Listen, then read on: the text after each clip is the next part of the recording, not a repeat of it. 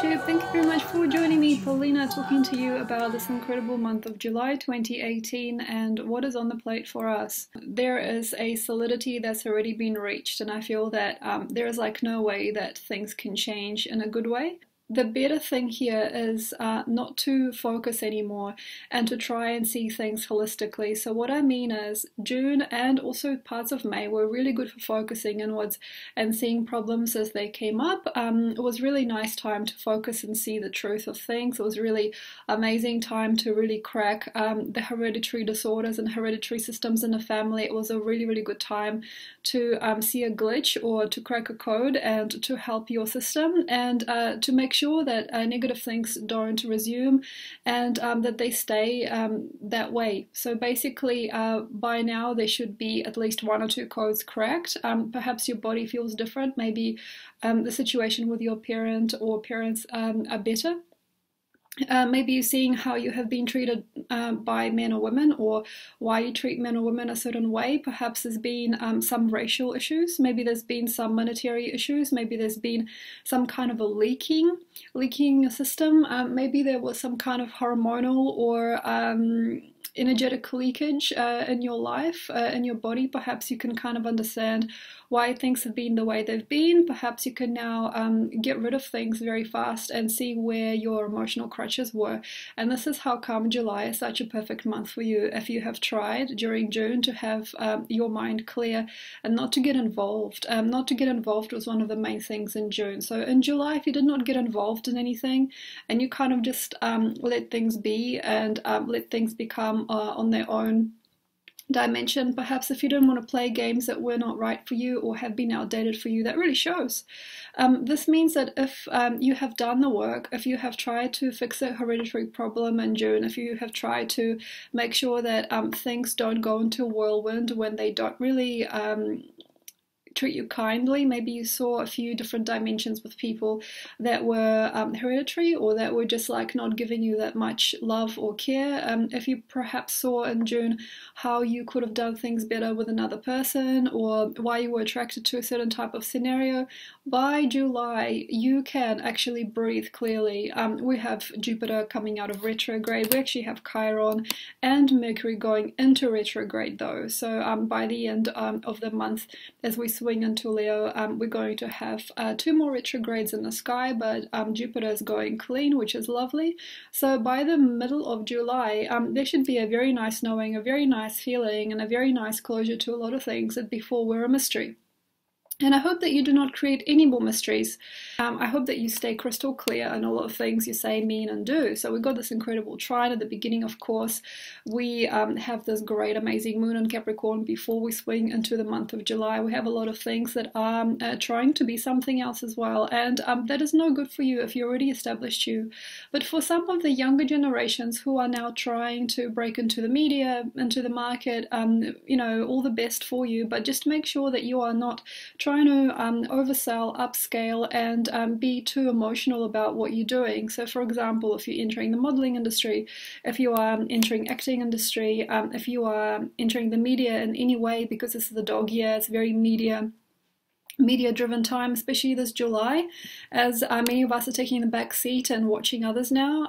So because it is such an interesting time to upscale and updo and try to make a much better impression, just make sure that you're not doing it in your detriment. So if you're a young singer, or if you're a young model, or if you're a young person, if you are a new practitioner on the scene, or just a new person looking to make an impression, even if it is just a date, I'd really suggest by the middle of July to know exactly who you are. It's very, very easy to get sold, and it's very, very easy to upscale and upmarket yourself in such a way that you cannot look back, and perhaps you cannot continue that which you've done later on. We've got a very powerful Saturn here across from the Sun. We're going to have some wonderful uplifting opportunities for the next few months, and what I mean is Saturn sometimes grows really fast in Capricorn like that. We have a lot of things in the sky here telling us to as well to break this status quo and try to do a little better than we've done before, but be very careful and be very knowing of who you are.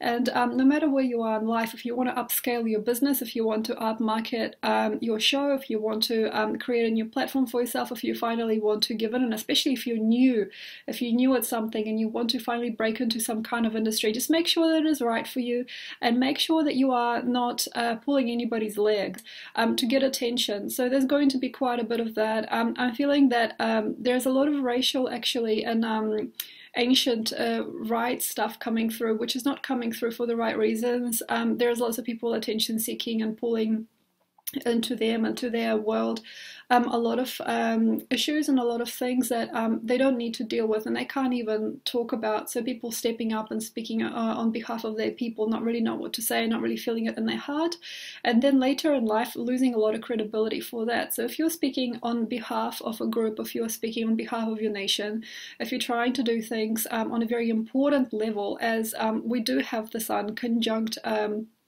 North Node by the end of July as we turn into Leo, there are a lot of people that are going to want to really power play. But if you are not ready and if you are not sure, please make sure that you don't sell yourself for the wrong type of context and the wrong type of context. So for example, if you want to model, if you want to act, if you want to sell your business, if you want to sell your idea, really see how this is going to look 4 or 5 years time, or maybe even more than that. So perhaps see how you can achieve continuously in the field if you are finally trying to market and to really go up there. What are the sustainable factors and what you do, how to sustain yourself for longer. If you are a speaker, especially if you are a person of God, if you're a person of design or a person of philosophy, and if you're starting to teach or you're starting to create something, we've got an amazing square between the fixed signs here in the sky during this month. You can really crystallize and solidify so much easier during this time than other months. I mean, you can really put things into such a neat package. You can really create it. But are you going to welcome that later on down the track? Are you going to be okay with having, say, like thousands of fans or thousands of buyers of something that perhaps you don't really want to provide? So the pressure is high for some of us, and a lot of people are not wanting it. And this is where we have the other half, the other side of the story. And you might be in both sides, because this is not like a differentiation from the previous, but this is just another extreme that can happen during this time as people go to bed. People go to bed, people go home, Cancer time, such perfect time to just release. And I'm seeing people sitting together eating popcorn, doing things how they were doing them in their childhood, not wanting to move. Memorabilia, collectibles, everything old is very lucky to sell. If you have a collection and you want to move on from this life and you want to create for yourself a new life, how nice it is to sell your old stuff. It is so nice here to sell collectibles, books, icons, items of jewelry, anything like that, which you haven't really perhaps put into collection before. For some people, it is so lucky to gather what you have and to sell it. It is so lucky to sell your collections. It is very lucky by the time that Jupiter goes direct, by about the 17th actually, like after he really reaches his point of direction. You can really go forward, but just make sure that you are not losing you. So losing you is very, very easy here, and it is also very easy because we're going to have almost like some vents. If you can imagine like vents coming out of the ground, very incredible energy that just brings you up to the next phase. We're very incredible Capricorn, Saturn here. We have a lot of things in the sky that suggest to me that things can go fast. Things can go fast, and also there is multiple quadruple momentum. So it means to me, you meet somebody, you get the job, you get a scholarship to go overseas, and you get that perfect person to do your business with. So it's like clusters of thought, clusters of memories, and clusters of beauty are happening, and it feels to me that it's all leading to this huge, immense expansion of the heart. But just make sure that you're not jealous, because that's actually another thing that happens here. Jealousy, and then seeing other people succeed, seeing other people make sense of their world much faster than you have, and also seeing other people in your family perhaps thrive forward without even knowing how they've done it. So it feels to me that a lot of people can actually hop realities and catch like the train ride the train ride to the center of the universe almost, or like the train ride to where it's at and where it's happening. But the only thing I would probably suggest is not to push and not to thrust if you are not doing it. If you are like, oh, like I can catch that flight, but you know, if there's like uncertainty, it means your heart is not healed yet, or there are parts of your body that are not healing yet. It's such a good time to heal. However, what a lot of people have done and will do during this type of year and during this type of month is stay behind closed doors. And I've talked about this during the previous moon video, Moon in Capricorn on the 28th of June, as a lot of us are actually going to be really seduced into staying behind, eating popcorn on the couch, watching Netflix, and also emotional romantic experiences that are superficial. So it's like finding someone who just loves you, and they might not actually want to offer or want to go into the future with you. They just love you. And it could be something very, very, very difficult to later in life understand, because sometimes with these types of transits, the people that have just come in do not usually have the capacity to really carry you. Sometimes they're bridges or catalysts, or people that are just in the background of your life, but they don't actually intend to stay there for long.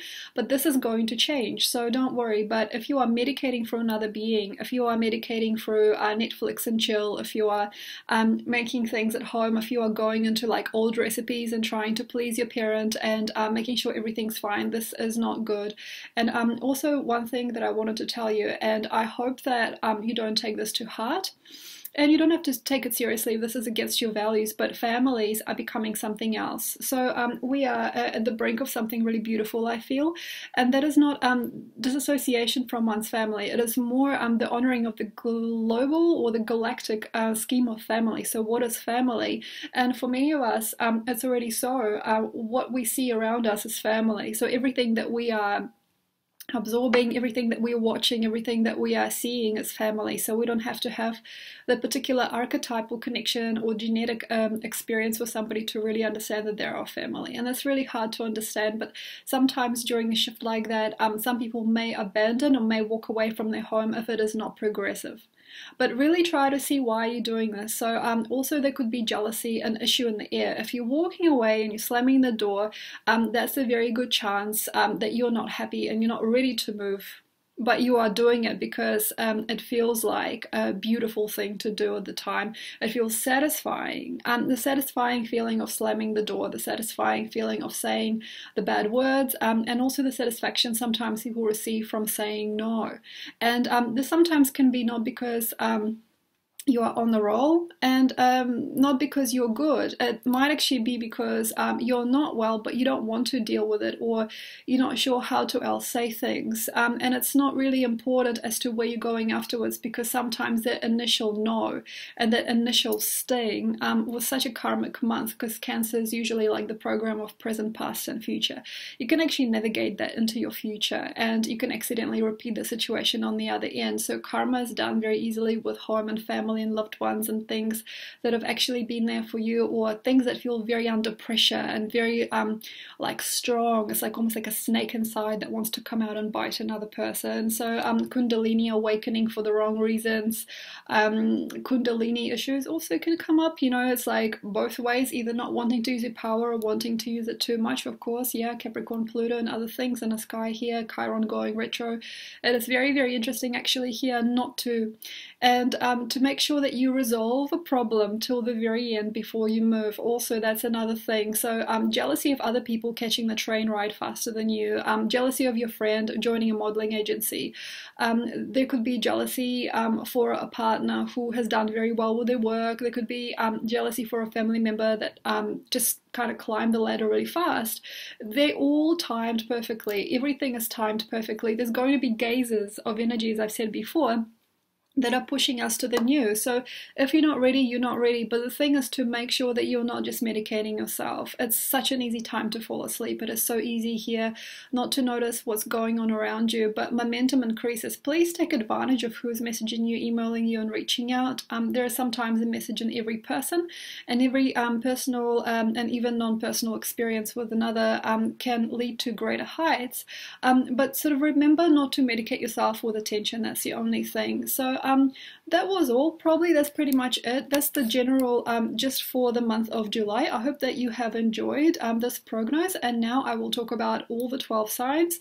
If you would like to make sure that you got all the information, please check out the sun, the moon sign, the ascendant, and the stelliums, meaning the clusters as well, the clusters of planets. And if you can also have a look at my site, all the details on the caption below, and I hope that you've enjoyed the prognosis. Thanks. Hi Aries, thanks a lot for joining me. Paulina here talking to you about this incredible month of July. Okay, so in June you had to stay still. Sometimes when we don't feel good about ourselves, Aries people, we've got to stay still and we've got to make note of what we don't feel good about, no matter how much we try to be positive. Some of us have had some kind of hereditary things happen, some of us have not, and some of us just didn't know what to do. So if you can, please don't worry about what you've done before. We can really start a new slate, but be careful that you don't start something that is detrimental to your past. So what I mean is it is very easy here, it's very simple here to begin a certain type of configuration of your life, like a certain type of fractal which doesn't actually belong where you want to belong later in life. So have a look as to what you're starting and why. July is a very nice time for you to really uplift and to really upmarket, upscale, and updo. If you wanted to, you can really move your shop from one store to the next store, for example, or for instance you can create a craft out of what you know how to do. Perhaps you can create multiple copies of what you love. Maybe you can really unglue the previous potential and use all you've got. It is a very interesting time to detox your closets and to detox your body as well, and to detox your blood, because I feel that you are very, very lucky here with Venus and Leo. And also it's a very, very beautiful time to detox yourself, and to detox what you think you know about things.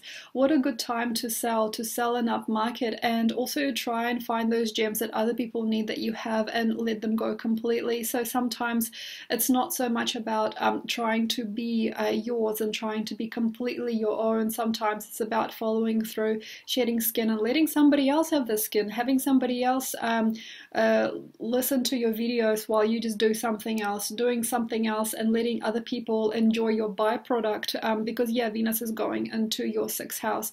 We have something very, very exciting and outstanding actually here during this month, and actually during this year for you at all, is starting to notice and to realize how other people treat you, and what are the contexts for your work, and what is the context for your joy.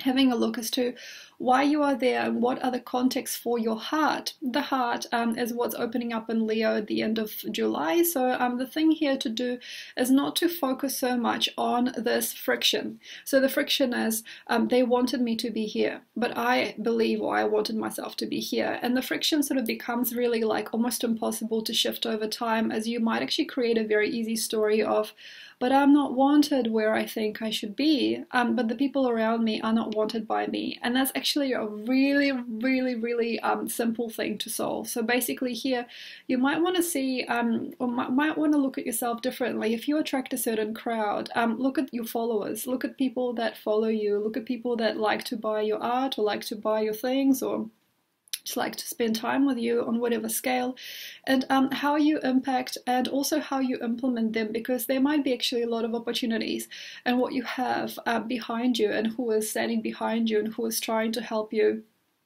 instead of where it is that you belong with the art crowd, with the cool crowd, or other types of progressive groups which are just not ready for you or just not real yet. So although one of the things that I feel you might be able to generate if you're really positive is the one scaling up that one scaling up into something completely radical. So for example, you never really thought you would start your own business, you never thought you'd get the funding, and then wow, somebody gives you exactly the right amount of money for some kind of thing that you always wanted to do. But also stay out of cause and effect.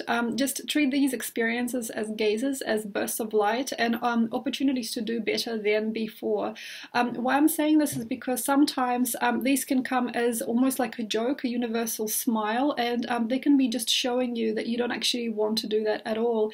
It is also very easy here to meet somebody who you're in love with, and you say to yourself, especially at the beginning of the month, you can meet somebody who you might already have, who you're really in love with, and you think, wow, this person has been the world to me all along, or like, wow, this is what I wanted, this is exactly what I was looking for. But really stay clear of any kind of commitment, because sometimes what happens during times like this, and it's already been happening a little bit, you get given, it's like you get given these people, you get given these opportunities, and they're not meant to be chronological opportunities. Sometimes it's like you just have to see that you belong there, that it's possible, and sometimes the best thing here is to walk forward past it into something else, into something new, as these are not exactly distractions, but they can become if you think that's where you want to go, because these are like appendixes in life.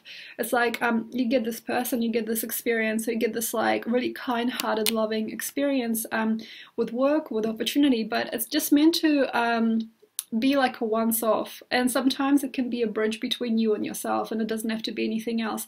But the thing with Aries is sometimes when they can see the impossible or the difficult or like the unique and just like very strange, they just try to push. So it's like you're pushing an appendix into working for you, and it feels to me that there should not be. So inflammation, of course, inflammation, Lilith, inflammation of the heart, issues with phlegm, issues with all the soft tissues and hard tissues too, can be if you are pushing a direction where it's just an appendix. It's almost like you can't see the future and there's nobody else there, or it's like this is the conclusion rather than something else. So for example, if you have manifested accidentally a relationship with somebody, and you can kind of feel when it's not permanent, when it's not focused, or when it's just flimsy, but you just believe in that type of person, or it's just so easy during a dog year to fall in love with a type of energy rather than with the energy itself. So it's like, well, I've wanted this type of person all my life, and I actually really believe that it can be something really great and glamorous and gorgeous for me. And then you might actually find that you are going to spend all your time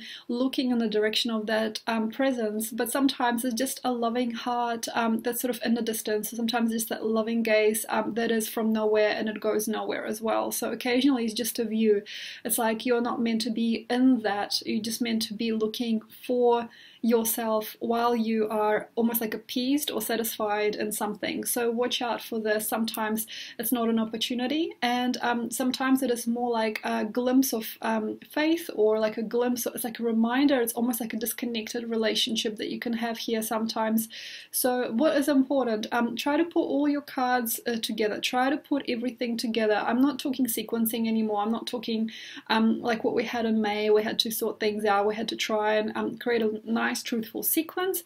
This is not about that at all. July is more about trying to put it all together.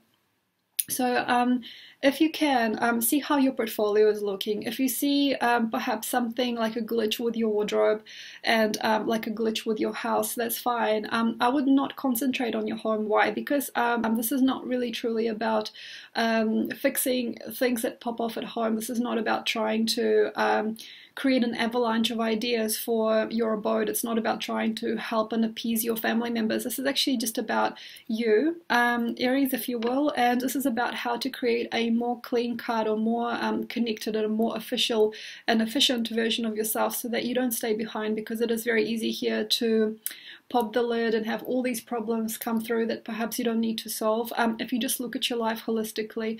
But by saying that, I don't mean that it is wrong to fix many problems. Some of you guys might be fixing the tap, changing the rugs, having a look at home, seeing how your mum's doing, everything like that. But beware, sometimes one problem leads to another, as it's like a sequential, almost like avalanche of issues that can happen here if you're working with the past alone. So you can get there as well, but it might be like I fix a rug, and then say I had new paint, and then the paint dripped on the rug and I had to clean the rug, and then it's like avalanches. It's like storms in teacups. So if you can, Aries, stay progressive, stay connected, maybe even stay aggressive and try to climb up, but you don't have to as well. It's just that the gazer of life is really pure during July. So it's like you may be pushed, or you might be offered, or you might be just dimensionally shifted into something new.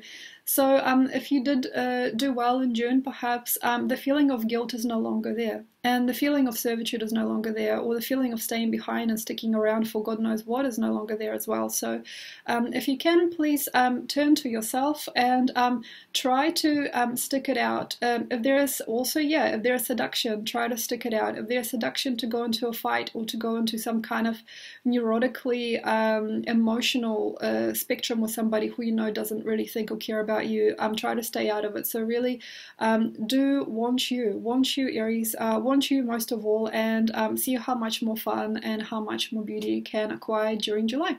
Thanks a lot. And if you'd like to know more about you, have a look at your moon, ascendant, stellium, and all of the other stuff. And if you'd like to know about me, please have a look in the caption section below, and I hope to hear from you this month. Thanks a lot, and I'll see you next time.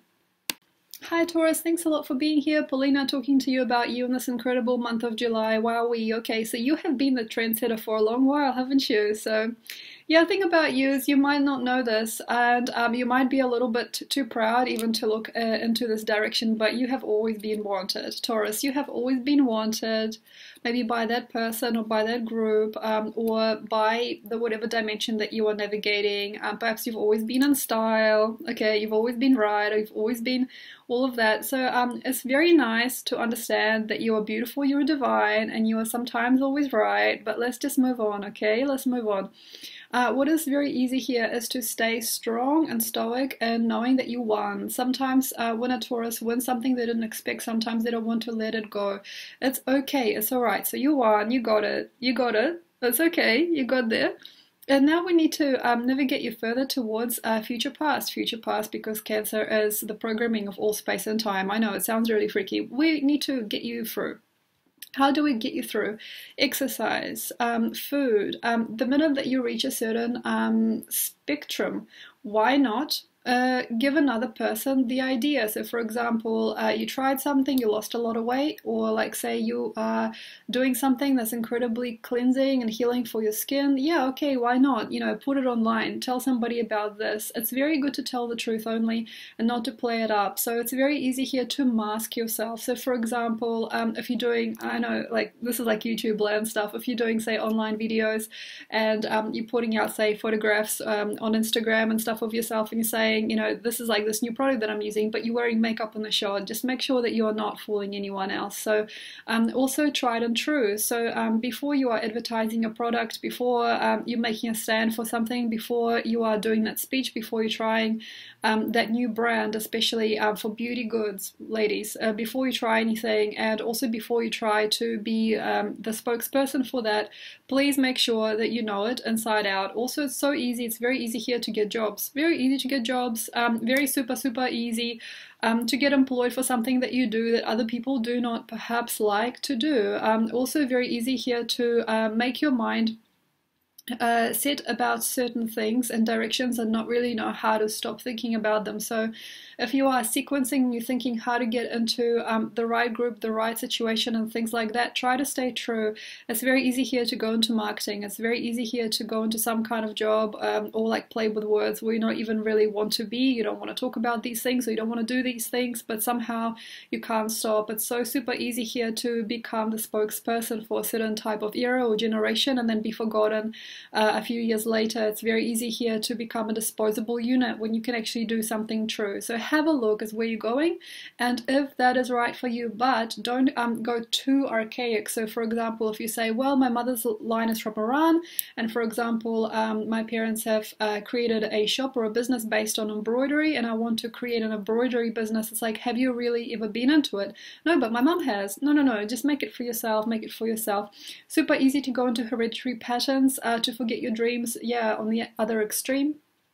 and to say do something that is entirely not your worth. So for example, if your parents had a bakery and then you just decide, okay, maybe I should do everything my parents do, it's not good. So very, very, very careful.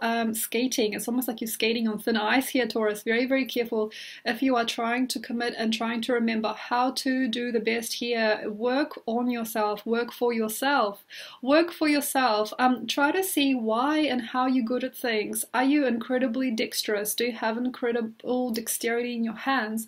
Are you a really good musician? Are you a really good poet? Are you a really good dancer? Do you do amazing, perhaps exercise routine, new exercise routines for yoga, new exercise routines for the body, mind, and spirit? That's all very popular now. So instead of say just selling a brand or being an executive or being just a faceless person in a company or being just a repetition of your family line, Taurus, please have a look how you can be a little bit more progressive and perhaps even a little bit more aggressive during this month of July, and scale up into where you want to be. So for example, if you are really good at drawing and you never really have done too much other things, maybe it's really time to put a portfolio together. Maybe it's time to exhibit. It's really nice to just knock on the door of some kind of place and ask for a job. It's very surprising. Opportunities can be everywhere during this time because not that many people are really progressive enough to be looking outside of what they've done. Sometimes during a time like July this year, it's actually a very, very good idea to knock on the door and go, hey you guys, I know you guys are an advertising company, but I'm a really good artist and I was wondering if you have in-house illustrators or if you'd like one. And sometimes you will not be sought after, but sometimes a person cannot walk past a Taurus because you are a great diamond at the moment still. So as you were in June, you're still like a sign of amazing luck, and really take advantage of Uranus being just at the beginning of your sign. So you are just starting to get recognized. You're just starting, you're like the fresh face Taurus. You're like, whoa, you know, people see you and they don't know why they want to use you in one of their schemes. But the thing here is just to make sure that you are used correctly and you are enough for yourself, that you make it for you and you make it for nobody else but your own interest, so that when you are out of the story, you're not wondering where am I going to go again. So it's very, very likely that some of you guys may be needed only for as long as Uranus is in your sign, maybe even less, like 5 or so years. It's very, very easy here to commit to a situation which is a temporary or like extraordinarily boring situation, but the thing here is not to go either way. So neither to go into disposable market and disposable culture where you just the face, like just the face, because it's almost like what you have is what someone else wants. And also on the other side, not to go directly into the family realm where you are just that type of person that will, you know, shovel a mop around just to make sure that mom and dad are okay, and to make sure that, you know, that's not bad. It depends how you see your future. That's the thing. If you're really, really connected and if you're really, really concerned only about your family home, and this is the video for progressive energy. This month, I'm trying to pull out of that which is old and archaic and go into the next step, the next dimension of human interest, which is to become a force within yourself and to help others become a force as well. So if you do, though, however, do not want to do that, and if you are very quite happy on the ground where you were born, in the home that you were born, in the dimensions where you were born, in the certain situations which you've had recur since you were a child, that's okay as well. It's just about you, basically. So try to make the next step as progressive as you can for yourself and try to stay true. And what you can do, and I know this sounds really, really kiddish, or it sounds really mature, but like say, for example, if you want to start writing and planning, just get that nice stationery, make that amends for yourself, make sure that you are drinking lots of water, that you're sleeping the right amount of hours, that you are exercising, you're doing what's right for you, that you're taking probiotics, you know, that you're doing the things that you need to do. If there's any illness, that you're taking care of it. Make sure that it is all organized and all up to date. And then when you have that day, when you have that time of day when you're like, I don't know what I'm doing, just start doing the thing. Set up your working desk, set up your table to be friendly for writing. Say if you want to type up a storm and you want to do something for yourself, you want to start a blog, do a mood board, try to write some things down, really try, because here you can Give yourself that extra portion, that extra kick. And luck is everywhere for you as well. You might meet somebody and fall in love here. Yes, that's possible as well. You might meet a few people that are very, very progressive and onto it and have a great effect on your life later on. But really, if you are super lucky during this time, if you say have Chiron in the first house, you got a lot of different things happening or something like that for you generally, please consider Taurus, how you're able to be in the thick of it, in and amongst it, but not to commit and not to sell yourself. Do not sign anything if you can. It is not a good time to sign, but also it is a good time to work. It's a good time to work in sequence, but to know that it is possible to do greater than or better than.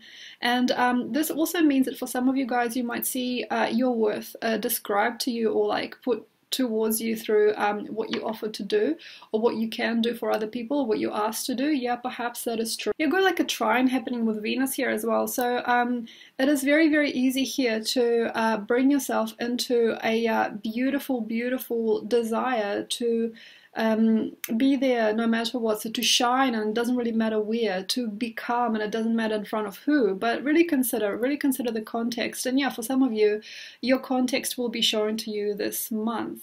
And what I mean is, for a lot of Taurians during the month of July, I feel your context, who you are, to whom, and what is your audience, and everything like that should now be intact, but it should give you more facets and more dimensions, and it should like sort of give you more idea of where you belong and where you have worked so hard to be. But also do not stay indoors. You know, people are like, oh, Cancer, you know, indoors time. I would not suggest it. Why that is? Because it's like you can really progress here if you don't. So not to stay indoors and to try to see who else reaches to your work, unless you're unwell. If you're well, if you're a Taurus, try to go out more. Flyers, yeah, that's fine. Seeing who comes in through the door. Perhaps if you have a business, like for example, you have a beauty business, just look at your clients, look at who comes in, collect business cards. Have a look at the sequence of people if you really want to believe in yourself more. See who comes in and why, and also who's calling you where. So when somebody calls you during this time, understand that there is a huge part of your context or a huge part of your evolution within that person or that group, but also consider how else you can look at your story. Maybe there is more opportunities for you than meets the eye, or there is more people interested, it's just not apparent yet. But yes, like yourself, love yourself, see yourself as clean and beautiful and true. Sequence if you like, exercise, eating right, and that's that. Thanks a lot, Taurus, and I will see you next month. Also have a look at your ascendant, at your stelliums, at your moon, your sun, everything like that. It's all there. And yes, I will see you next time. Bye. Hi Gemini, beautiful Gemini. Hi. Thank you very much for joining me. Paulina here, talking to you about your beautiful month of July. And whoa, what is going on? So last month of June, you have done a few things. Maybe you've done a lot of weird things, and you could even have done some creepy things. Okay. June was up to you, and we were kind of holding our breath for you, and we perhaps also portrayed you as something you were not, just to fit in with you. And it was so difficult maybe to see that people were in love with you more than they were really understanding who you were, and perhaps they just wanted to like lay on your chest and feel your heartbeat or just understand you. It is really good. It's really good. It's lucky. Okay, it's lucky to be you. Now you are the collective 12th house as we are walking into Cancer. We already are in Cancer. So hi, how are you? How are you? The most incredible and impressive time now is to be here inside, and sometimes for some of you indoors. And this also depends on how good you've done during the time of shining, the time of your shining, the time of the gems. And it was not an easy time for us because we were all over the place. We were led beside and aside you. We tried to be with you. We tried to understand you. We tried to do many things, and perhaps you were like a plug and you were involved in many different situations, or maybe you weren't. But here is time to really consider how you did or how you didn't understand things for you. It's a really nice time actually. And I know it's surprising, right? To like step behind the scenes and watch from a distance. It's a really nice time for surveillance cameras actually. It's a really nice time for surveillance. It's a nice time to check your accounts. It's a really nice time to stay behind the scenes and to keep indoors. And for some of you guys, it's actually a very lucky time to plan ahead. to plan ahead. There's going to be a hullabaloo. It's going to be like a flourish. So what I'm seeing is like some people are going to get famed, or like more fame than they were. Some gonna like catch that geyser of energies. I've talked about it in the beginning of the video, the geyser of energy that takes people further and better and onwards and upwards. And then there are going to be some people that are going to like die inside because somebody else is looking great on camera, or somebody else is doing well in their business, or somebody else is doing amazing with their job, you know, and then it's you. And the fact of you does not change here. So it feels to me that everything is kind of like it's all bouncing, it's all building itself quite quickly, or it's all sort of residing in different ways. It's all changing its face. Perhaps people are starting to really see who they are. People are starting to laugh at themselves a little more. But for you, I feel it's actually a very lucky time to stay behind and plan ahead. So that means that for some of you guys, it's very easy here to walk amongst the crowd and to feel incredibly alone. It's also very easy here to be with somebody holding their hand and feeling like the hand disappears. It is very, very easy for a lot of Geminis, especially those that are very confused about love and loyalty and all those things of heart and of expansion and of anything also sensual, emotional, romantic, or vulnerable.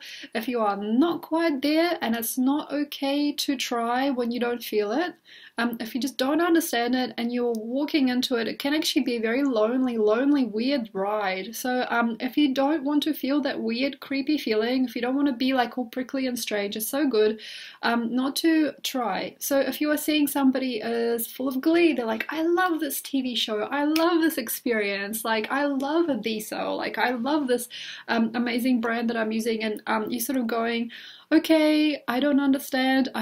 Should I love it too? Yeah, this is great. One of the biggest mistakes that sometimes Gemini makes is when they're not shining to other people and they don't feel like that genuine burst of light, which is sometimes beyond you. It's like, wow, you know, like this amazing burst of light that Gemini inside itself has a capacity to generate. When you're not feeling that incredible burst of like that love and glee, and another person is, occasionally you can mimic them. You can sometimes be a mirror to them. Sometimes you can just make that face as well. They smile, you smile. They shake your hand, you shake it back, you know. You nod, they nod, you know, and so on. And sometimes because you're actually very considerate for the details of life, I feel during July and during June, I feel you're becoming a lot more measured and a lot more maybe skeptical and a lot more calculating Geminis. It is very easy to mirror them, and then they start to mirror you, and so you got them in a little game. Perhaps they've come to your house, or maybe they've come into your net, or like they've come into your personal experience and they're very close to your heart, and here they are in your bed, or here they are in your life, or here it is that you have this opportunity, and here you pulled a few levers and somehow you got this person to really notice you. And then what do you do with this? What do you do with this, Gemini? I would actually suggest not. I would suggest not. It's such a nice time to take a pen. You know, if you like to chew pens, I like to chew pens sometimes, you know, and like say to have a piece of paper or a notebook and you're writing some things down. It's so lucky here to write. It is lucky. If you're a writer, oh my gosh, okay. You can get the most amazing insights here for many a reason. If you want to, you can actually also delve into what people want. But you're not like working here as a salesperson. You're working here as a business person. It's like you are working here at the top. It is lonely at the top sometimes, it is, but it is nice to remove yourself sometimes and see the market as a whole.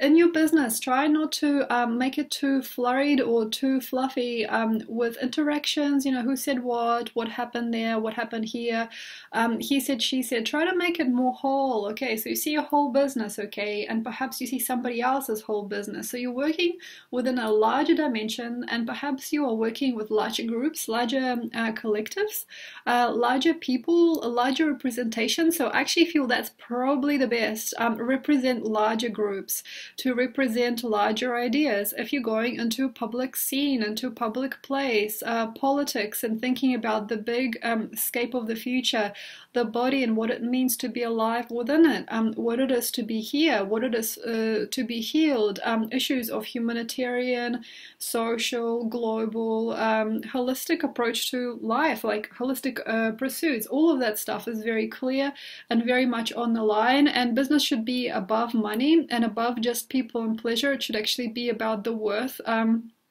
of its own. Like, what is the territory that you are perhaps forcing another person to go into? Why are you creating a certain pocket of reality for someone else? What are you marketing? What are you pushing through? And what are the different ideas perhaps that you might need to take very seriously as a Gemini during this time, that you're actually connecting people into? What are the bigger games? What are the bigger reaches of your heart, and what are the biggest capacities of your thought? It's a very nice time to go into the classics, to go into the future, to think about really, really contemporary ideas, but also to merge them with ancient philosophy. It is so nice to know a lot about everything during this time. It's just an excellent time to read. It's a very nice time to stay alive. It's a very nice time to, like the Bee Gees, it's a very nice time to stay almost like lonely sometimes, but this is not a loneliness that is trembling. This is not a loneliness that perhaps you expect, because sometimes, yeah, experience of loneliness and isolation for a Gemini is one of the most hurtful things in the world for some, and for some others it's not. So the trembling and the feeling of uncertainty is gone here from your energy field, and sometimes it can be quite creepy when that happens. It's almost like a glazed, sterile energy that can come in, but this is the perfect time to go somewhere. It's a great time to travel, great time to go somewhere in the world you haven't been. We got Uranus in your 12th. We have a lot of information coming your way, but are you able, and are you like naked enough? Like, are you yours enough to be able to force yourself no longer up the hill that is not feeding you back, that is hard to climb, and trying to become more yours, trying to become more passionless, but also like more connected to what other people perhaps through space and time ever wanted or ever said. Such a great time to get a penthouse apartment, such a great time to climb to the top of a building, to the top of the mountain, or to the top of something, and to stay there and to see and to look on to other people's lives, to look on to what other people said, and to look further than them as well. What a good time to look further than what your family has done. It's a very nice time actually, if you are very progressive, to start teaching, working with, or learning or connecting with greater philosophy and a greater heart and the greater humanitarian capacity that you have. And all of you guys have this. It's just about being more perhaps a philanthropist, or being more of a psychologist, or being more of a believer, or being more of a scholar than your family has been before. But chances are here it's hard. So what happens here, sometimes you can get to this really nice zen point, then you go out and you meet somebody who knows you from way back, and they don't understand why you're becoming a slightly different person. It's very, very easy here to be taken advantage of. It's really easy to be placed at a table or placed in a home where you don't even know what these people are talking about, and you're like making a face and you're making sure that they're not concerned about you. And that's the thing that actually can really dive you downwards, is to make sure that people are not concerned about you. So what I mean is like smiling, being the heart, being the heart of the place. Oh yeah, I'm fine, this is great, it's great, this is great, thanks, and not really wanting to be there ever. So also really, really like amaze yourself during this time. Actually amaze yourself through doing what you need to do, and to stay behind a little bit, as you are the 12th house during this time, but to know much more, or to have a much greater scheme when you come out of this mini hibernation during this month. Thank you very much, Gemini. I hope that you like this reading. If you'd like to know more about you, have a look at your ascendant, at your clusters, and at your moon or sun. Whatever you watch now is fine. And keep in touch, subscribe and all that stuff, and have a look at the links below. Thanks a lot, and I'll see you next time. Bye. Cancer, hi Cancer. Thank you very much for being here. Paulina here, talking to you about you, Cancer, and this incredible month of Cancer. Thanks. Okay, so we are within you. We are within your bounds. We are within your dream. We're here in June already in Cancer, and how are you? I hope you're feeling special, and I also hope you're feeling grounded at the same time. What is that? What is that? Okay, so on one side, it is very, very important to feel alive and well and amazed by you. It's good to always be lightly amazed, or like on the verge of amazement with who you are and with how your life has been, because it's one of the luckiest ways to be alive for Cancer. Not to get negative and not to get nitpicky about things. And then on the other hand, please make sure that you are not corrupting anybody. and that you are yourself uncorrupting yourself. So what I mean is, please do not corrupt. It is super, super freaky, easy, and free here. It's like free for all. It's very easy here to be in love with somebody who is much, much older or younger than you. It is very, very easy here to become the extra wheel in a relationship, to take a parent from a child, to take a child from a parent. It is also awesome here actually for you to try and not be within the family realm. Why I'm saying this is because I guess I'm a non-conservative person, so I'm trying to help you understand things from a more progressive viewpoint here, because we are going to change the family fractals before we go into the year of family, year of the pig 2019. So please bear with me. I will touch on all the beautiful family values next few days. But if we really were to connect, okay, if we really were to understand ourselves, if we were really to shine the greatest light and feed other people with our light without diminishing and depleting ourselves, we have to sometimes question, what is that which we live in? What is the world that we are in? Where are those different schemes and traditions really coming from? Why do we eat meat? You know, it's like, why do we gain pleasure from putting another person down? Why? And this is one of those big whys. And you can ask the biggest questions you want. So maybe instead of asking like, why didn't you come downstairs for dinner? Or like, why are you not wearing the socks that I gave you on Christmas? You know, why are you not pleasing me? So instead of these small questions, please ask the bigger questions. It's like, why are people wearing clothes every day? I'm serious. Why are we living in this city still? You know, why are we doing this? Like, why are we doing this as a human species? Why are people like this? Ask the questions and you will be led into the bigger spectrums of life. If you've never really been the biggest sort of like a part of a scheme, if you are not usually welcome in certain places in society, you can be welcome here just by asking the right questions. You're like the world's interviewer during this time. So what I mean is society opens up to you here. It's just about knowing yourself beyond you know, the cup of tea and the slippers, and beyond what it is like to be in bed with a loved one again, or what it is like to share a home with a child. So yeah, all those things are very guru and beautiful for you, but try to question the larger spectrum of things. If you are a philanthropist, if you are a great understander of life, if you are a great politician or a philosopher or musician or someone who's progressive, and you are asking the question of the human life, you know, what is the golden mean of the human life? What is the true meaning of Leonardo da Vinci's work? What are the true feelings that I have about this world? What is it to be alive on this planet? What it is that we ask for when we try to marry or bond, or what is it that we expect from a child? What it is that we want in one another? Why are we speaking a certain language? Why can't we just sing and dance to self-express? What it is that we wear every day? Why are we buying a certain product and we don't benefit from it? Why is it that we constantly conform and confuse ourselves with what we need?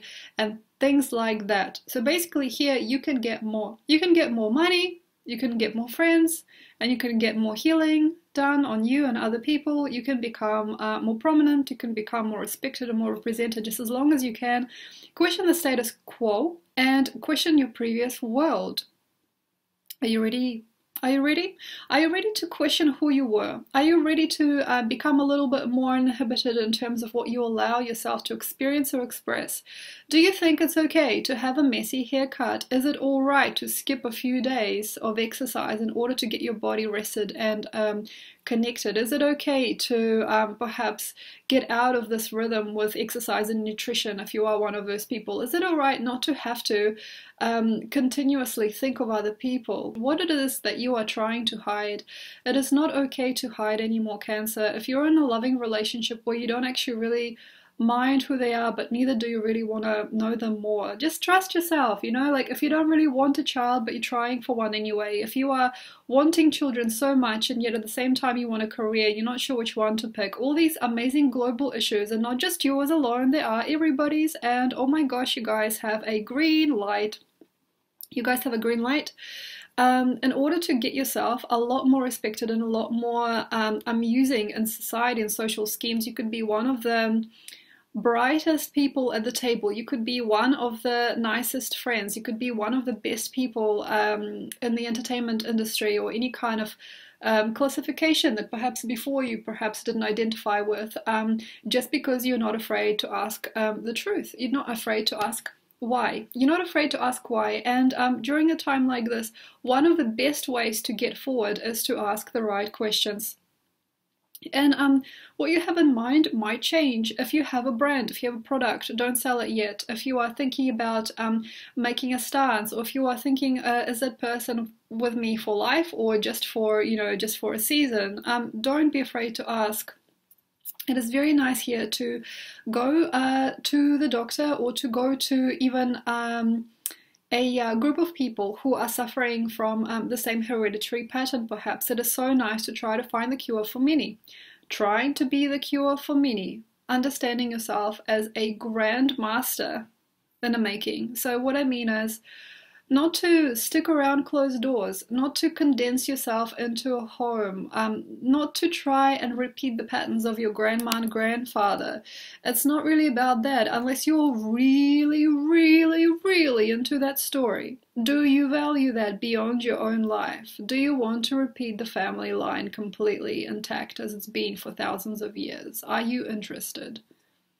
There it is. Are you interested? Are you actually interested? And for some of you, maybe you are. So for example, if you're a collector of cards, if you're a collector of toys, you're a collector of games, you're a collector of video games, anything like that, if you collect and you're just really, really, really wise, within one culture, for example, you create amazing worlds through using Victorian dolls and Victorian dresses, or you make photography, or you do something and you completely uninterested in anything else. You want to live in a home packed with Victorian wares and porcelain dolls, and you want to collect teacups, and you want to do those things, and you are totally not interested. But you got to make sure you're totally not interested in skydiving one day, going out there, visiting Paris in person, having lots of friends. If you're not interested in progressing and you want to live in a dusty, like a background situation, and I'm not judging you at all, because I've done that a lot of my life as well. So it's like a dusty background situation where you're sitting and you're writing, you're sitting, you're thinking,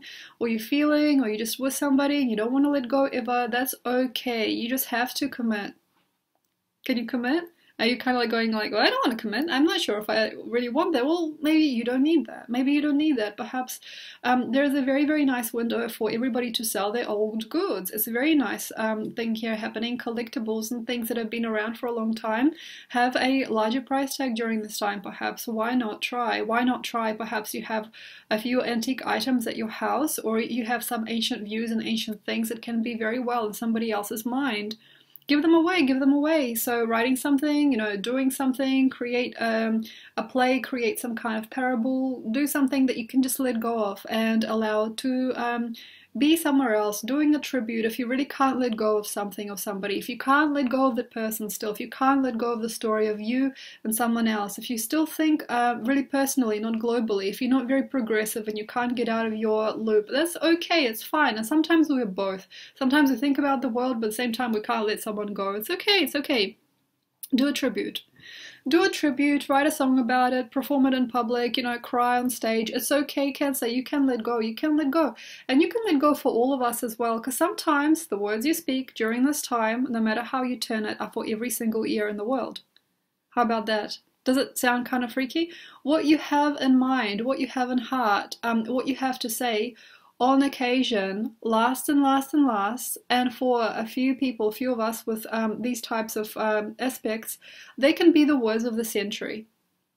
They can be the words of the century. So don't be afraid, speak out and try to cleanse your palate. So maybe you talk about your grandma for 1 or 2 days, and perhaps it fades out, and perhaps then you want to talk about politics. Just try to make sure that you're not conservative about yourself, and you don't create for yourself a little loop in which you run. So it's like you don't circuit your brain into a very, very simple how can I say, program. So it's like I talk about my grandparents, I talk about my husband, I talk about my son, and that's all I talk about. So try to expand your consciousness and think about the world, but also don't be afraid. Don't be in fear, even if it's a very personal, shallow, or private situation, or if it's a drama or a dream that you know that you don't need anymore.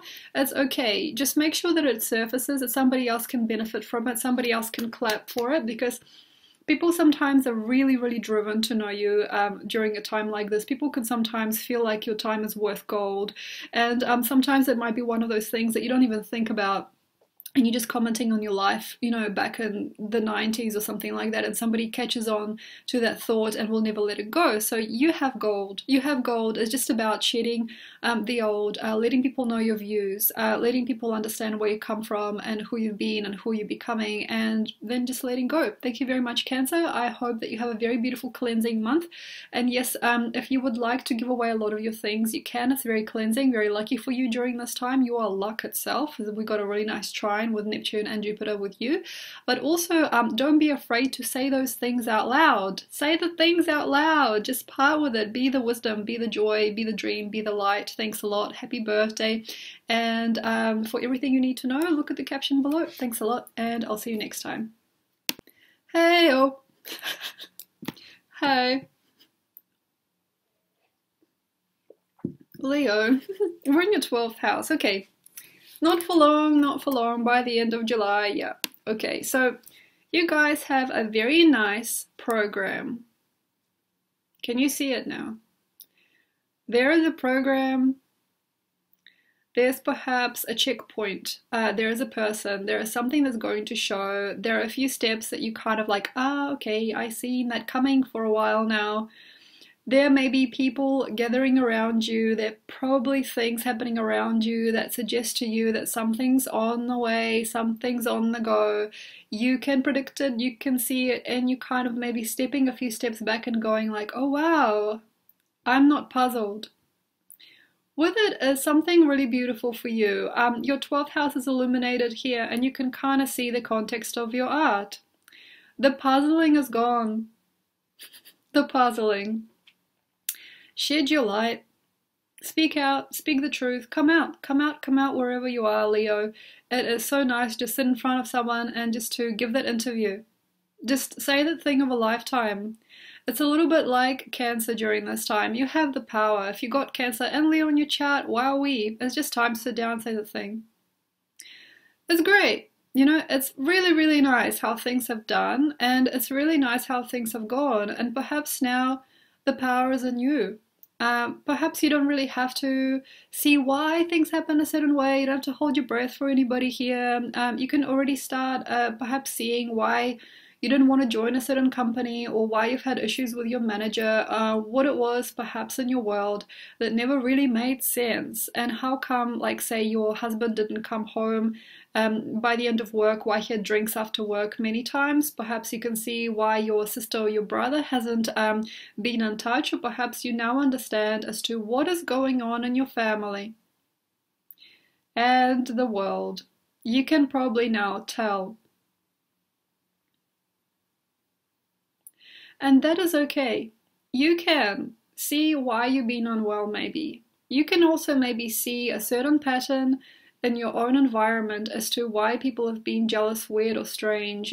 You can probably catch on to, it's like a whiff in the air. You can get the gist of things. You know, you can get the conversation ended now. It's like the conversations that you have in your mind as to why things are a certain way.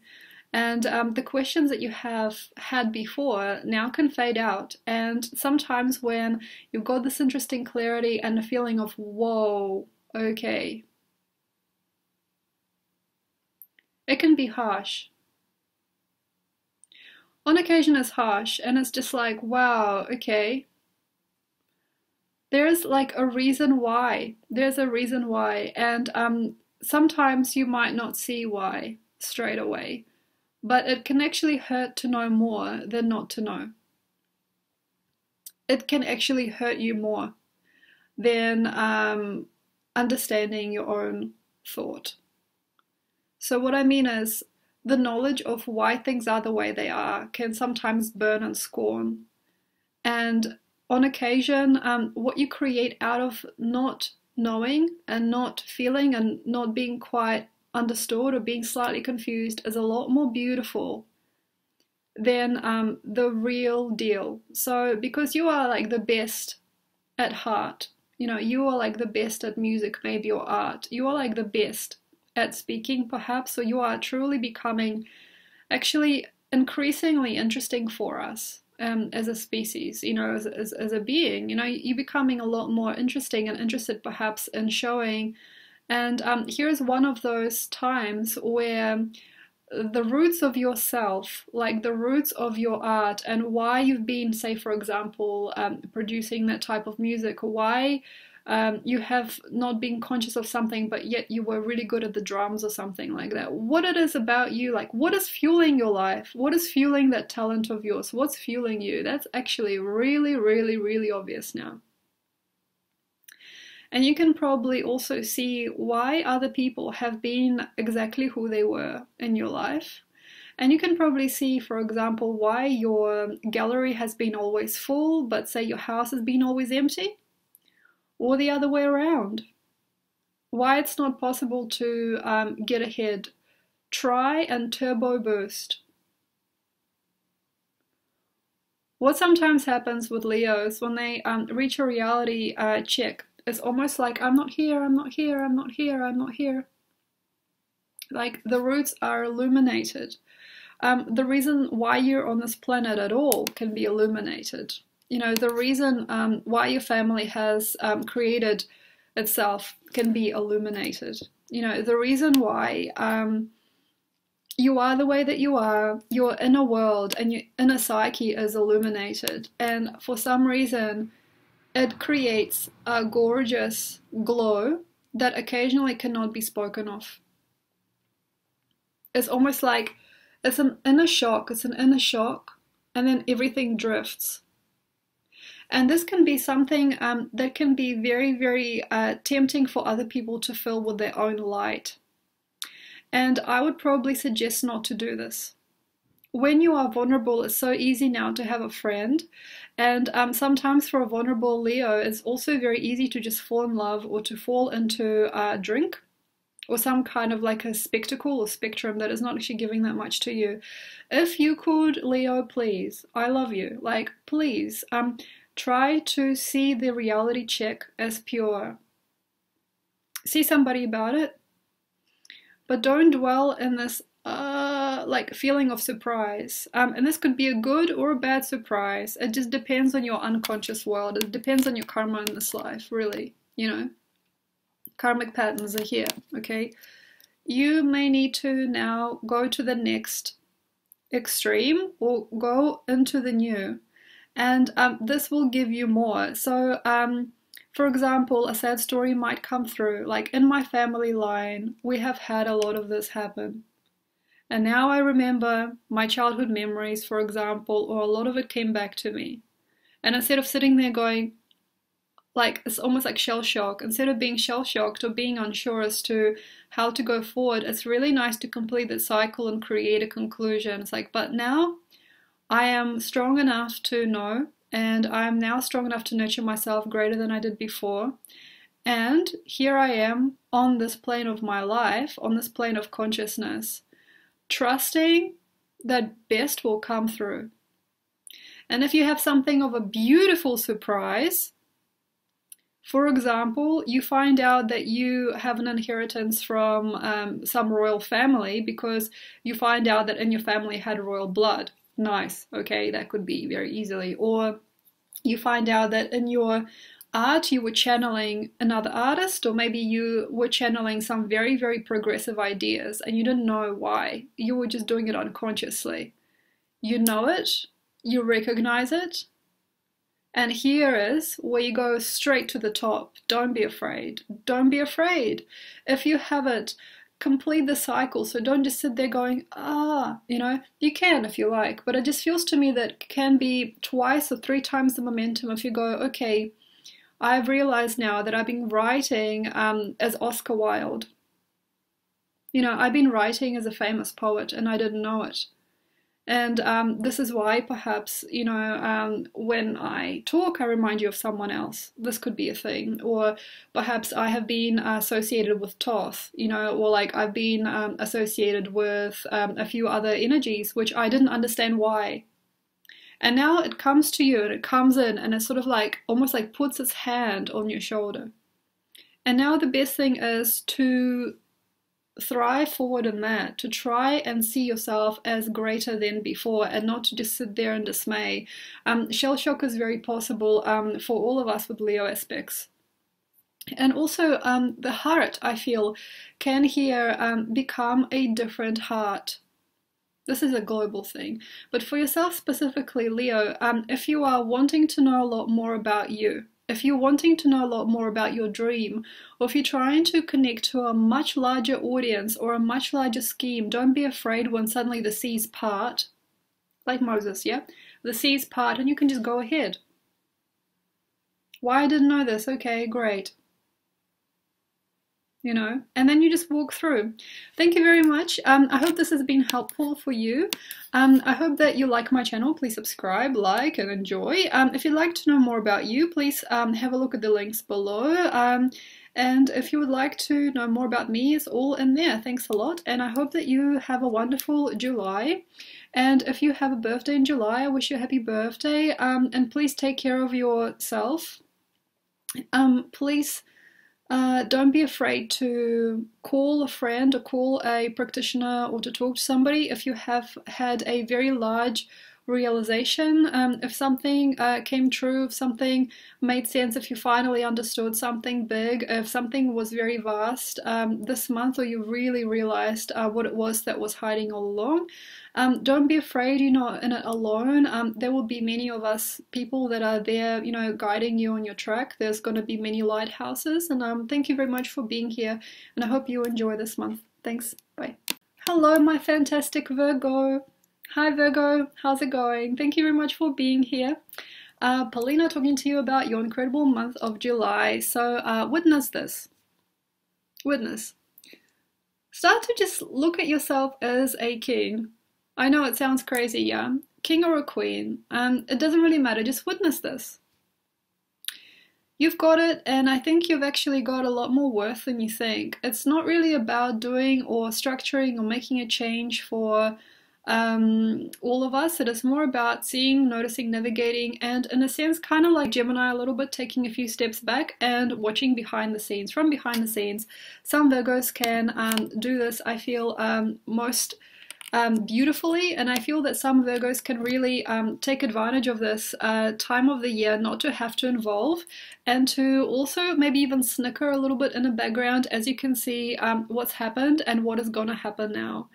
If you don't mind, be gentle with us though. Perhaps you can see something or somebody on the horizon for us. Perhaps you can see how and why things have happened. Maybe you can understand already by the 28th, by the full moon on Capricorn, you can already understand the full healing power of your mind, especially if you were born at the end of August, especially if you are early in your sign. You can probably see that this amazing trine that you're making between Uranus and Saturn at the moment gives you like a really fantastic, powerful gaze upon all creative and uncreative programs that people have. You can, and also you perhaps cannot see a few things as well. As we are going into your 12th house by the end of the month, you might be even more so blinded, especially if you snicker and you laugh way too much at things that other people cannot fix. There is a few of us that are stuck. There is a few of us that have a deep hereditary line, and there is many more of us coming through knowing that we can't any longer do something, or we cannot make a change, or we don't want to make a change, and that is not okay to be better than thou with, holier than thou with. So it's very simple for Virgo to point and poke fun. Okay, try to be a little bit more progressive here if you can. So for example, if you are laughing at Trump, if you are laughing at I don't know, Miley Cyrus or somebody, if you are laughing at a person and you're using another person as a scapegoat for the humor of life, if you enjoy having a fool in front of you, if you like to be the fool as well, because here you might actually have enough grace and confidence to be both. It's like I'm laughing and you're laughing with me or at me, it doesn't matter, we're all laughing with and at each other. It's a dog year, and it might actually give you hope that the more you understand life and the more you can laugh, the better it's gonna be. Though occasionally with a lot of light, there's a lot of dark. So it is very, very easy here to laugh and make fun or use somebody as a scapegoat to your own personal drama or even trauma, and then understand that person is not going to be there for you later. It's also very easy to resolute and accidentally sign a contract while laughing. So what I mean here is you might here make a stand, make a joke, or make a remark, or perhaps laugh at somebody or say a few things about someone, and you may not understand, but you're actually making a huge mark in this world. You're making a mark, and it can be perhaps a small mark, like it could be a little condescending thing that you might have to repeat over and over as you go, or it can be something that is probably not really lasting, but it can be a big deal. So it's very easy here to say a few very mild and small things, to poke fun at someone completely seemingly unrelated to you. It could be someone in the media, it could be someone on TV. It's very easy here to get involved and to treat another person or presence as a clown, especially when they're the higher up. So a person with power is sometimes a lot easier to laugh at for a Virgo than a person with not. And a lot of poking at the TV, poking at the media, seeing people that are like priests or politicians and things like that as hilarious now. Maybe seeing power and justice in a different way, seeing things as a joke is fine, but at the same time try not to push yourself into any kind of formula. For example, you could say, us people, me and the common folk, we never do things like the guy on TV. But at the same time, that is also you signing a contract saying, I will never go into a position of power myself. One of the things that can happen here is you can accidentally resign from positions, or you can sign up to different positions by wishing for power unconsciously by judging another person with it, or wishing for beauty or grace unconsciously but resigning yourself from it yourself. We got Virgo Venus, debilitated Venus, by mid-June as well, because we have Jupiter going ahead, we got Jupiter coming out of retrograde, we've got Venus going for your sign even earlier than that. So we got like this really incredible shimmering for you, and it is a beautiful energy for laughter. It is a beautiful energy for suddenly being at play where other people are not. It's great to be much better at your job, to feel bright-eyed and bushy-tailed at the moment, and to feel completely invincible on some level of scale. Yeah, you can do that. You can just like come out of your shell and be like, yeah, I'm feeling powerful, I'm feeling good, I'm feeling great, I'm feeling no longer contradicting. I can say what I see and I can say what I feel. And sometimes also consider when you are stealing someone's time and when you're saying a few cheeky words, do you want to sign under each word? Do you feel completely contained and connected to everything that you say and all the people that you judge or everything that you think about? Do you believe? Do you really stand by your words? Do you stand by your beliefs? Do you want to repeat these types of fractals? Are you interested in repeating a certain type of formula over and over again? No, probably not. And there needs to be a certain type of cleansing. And this can be very hard because formulaic cleansing for Taurus, Virgo, and Capricorn are very hard. So what I mean is understanding that you have been done badly before, not because people didn't really understand you or took advantage of you, but sometimes because you roped yourself into a certain type of sequence or way of communication, or a way of hierarchy, or a way of oppressing other people sometimes, or oppressing yourself. So formula experience is very, very mild during this time. So what I mean is you might not have a lot of issues where you've had them before. You might be actually lucky. You might be guided away from harm, or like you might be guided into a much luckier experience. But at the same time, consider this. There are lots of formulas that we have that are unnecessary and that are not nurturing. You can have a huge direction in life that is totally in the wrong direction because you want perfection. So like say you can spend hours grooming yourself every day, but you miss the point of the day, okay? You can miss the point of why another person is like this or that. You can just say they're wrong, or like they're strong, or they're better than me, or something like that. You can have a lot of points missed during a time like this if you are not emotionally or energetically progressive enough to see that you might need a energetic cleanse. And what I mean is looking at life as a whole. Is it really important to laugh at a person for this and that? Is it really important to be triggered by this and that? Is it important to judge a person in power? And sometimes Virgos don't know it, but they might be triggered by somebody who is greater than them, more beautiful than them, more powerful than them, or more successful, or more wealthy. What are you doing, and why did you decide perhaps to stay pristine, to feel pristine, but at the same time to feel lack? So it's like, I'm not going to do the things that that person does. Yeah, I don't make money, but, you know, I'm a good person. Or like, yeah, well, at least I'm not corrupted, you know.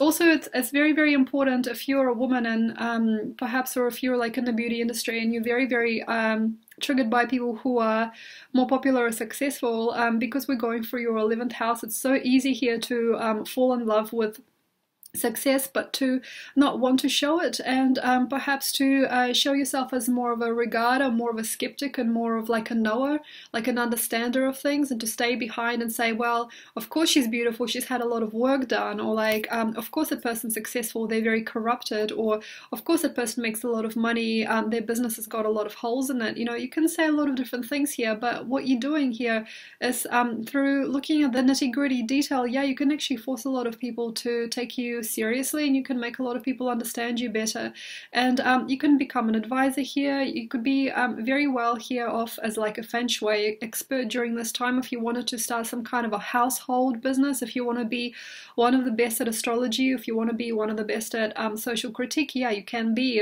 Very nice time for designers, very nice time for fashionistas and everything like that. Beautiful, but also consider the greater global scale of your work. Greater global scale. It's like, does it really matter if the person's suit is without a tie? Does it really matter? Is it really that important to see that this person commits to life on a very, very pragmatic or dogmatic level? Is it really important that they get all their words right? Is it really that important to make sure that your date has got matching shoes to their dress? Is it really that important that you go to the fanciest restaurant? Is it really that important to have the knife and fork on the right sides of the plate? Is it really that important to make sure that, for example, your kid does their homework, you know, and gets everything right? Is it important that your kid gets an A+? Is it really that important? Is it really that important? Are you really in that lack, and such lack of importance? Are you in a lack of importance? If you are not wanting to see you during this time, if you can't see the bigger picture, if you're not breathing well, if you're not really waking up to life, if you're not feeling everything like fill your lungs during July, especially as we turn into August, if you're not really feeling it, perhaps what you're doing is you are dwelling and drifting through detail, and then when you are looking at the greater picture of your life, have a look at that. You know, when we look at some of the greatest artists in the world, when we look at some of the greatest artists in the world, they don't just take a tiny paintbrush and they just like paint tiny details. Yeah, detail is definitely part of art, but can you see that the overall concept and the overall composition is what really draws a person into a piece of art? So try to be more connected to this, like try to be more connected to what you are doing on the whole. What is the whole, the holistic approach to your life?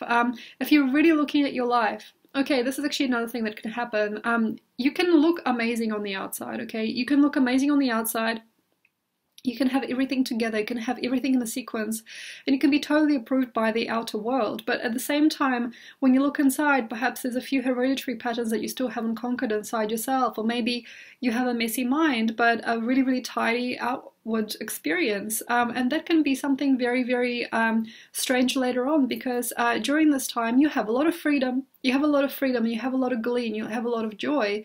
And why not use this time to outstretch your previous boundaries? Why not use this time to really work for that, or work in that area of your life where you know that you're not going to just get the most, you're going to build upon this later. So what are the bricks that you're laying? What are the foundations or the fundamental thought patterns, the fundamental qualities of your mind? What is that which is fundamental to you? What are the frontiers in which you are truly curious? And what is it that you are trying to say when you're putting another person down or up? And what it is that you wish for during this lifetime?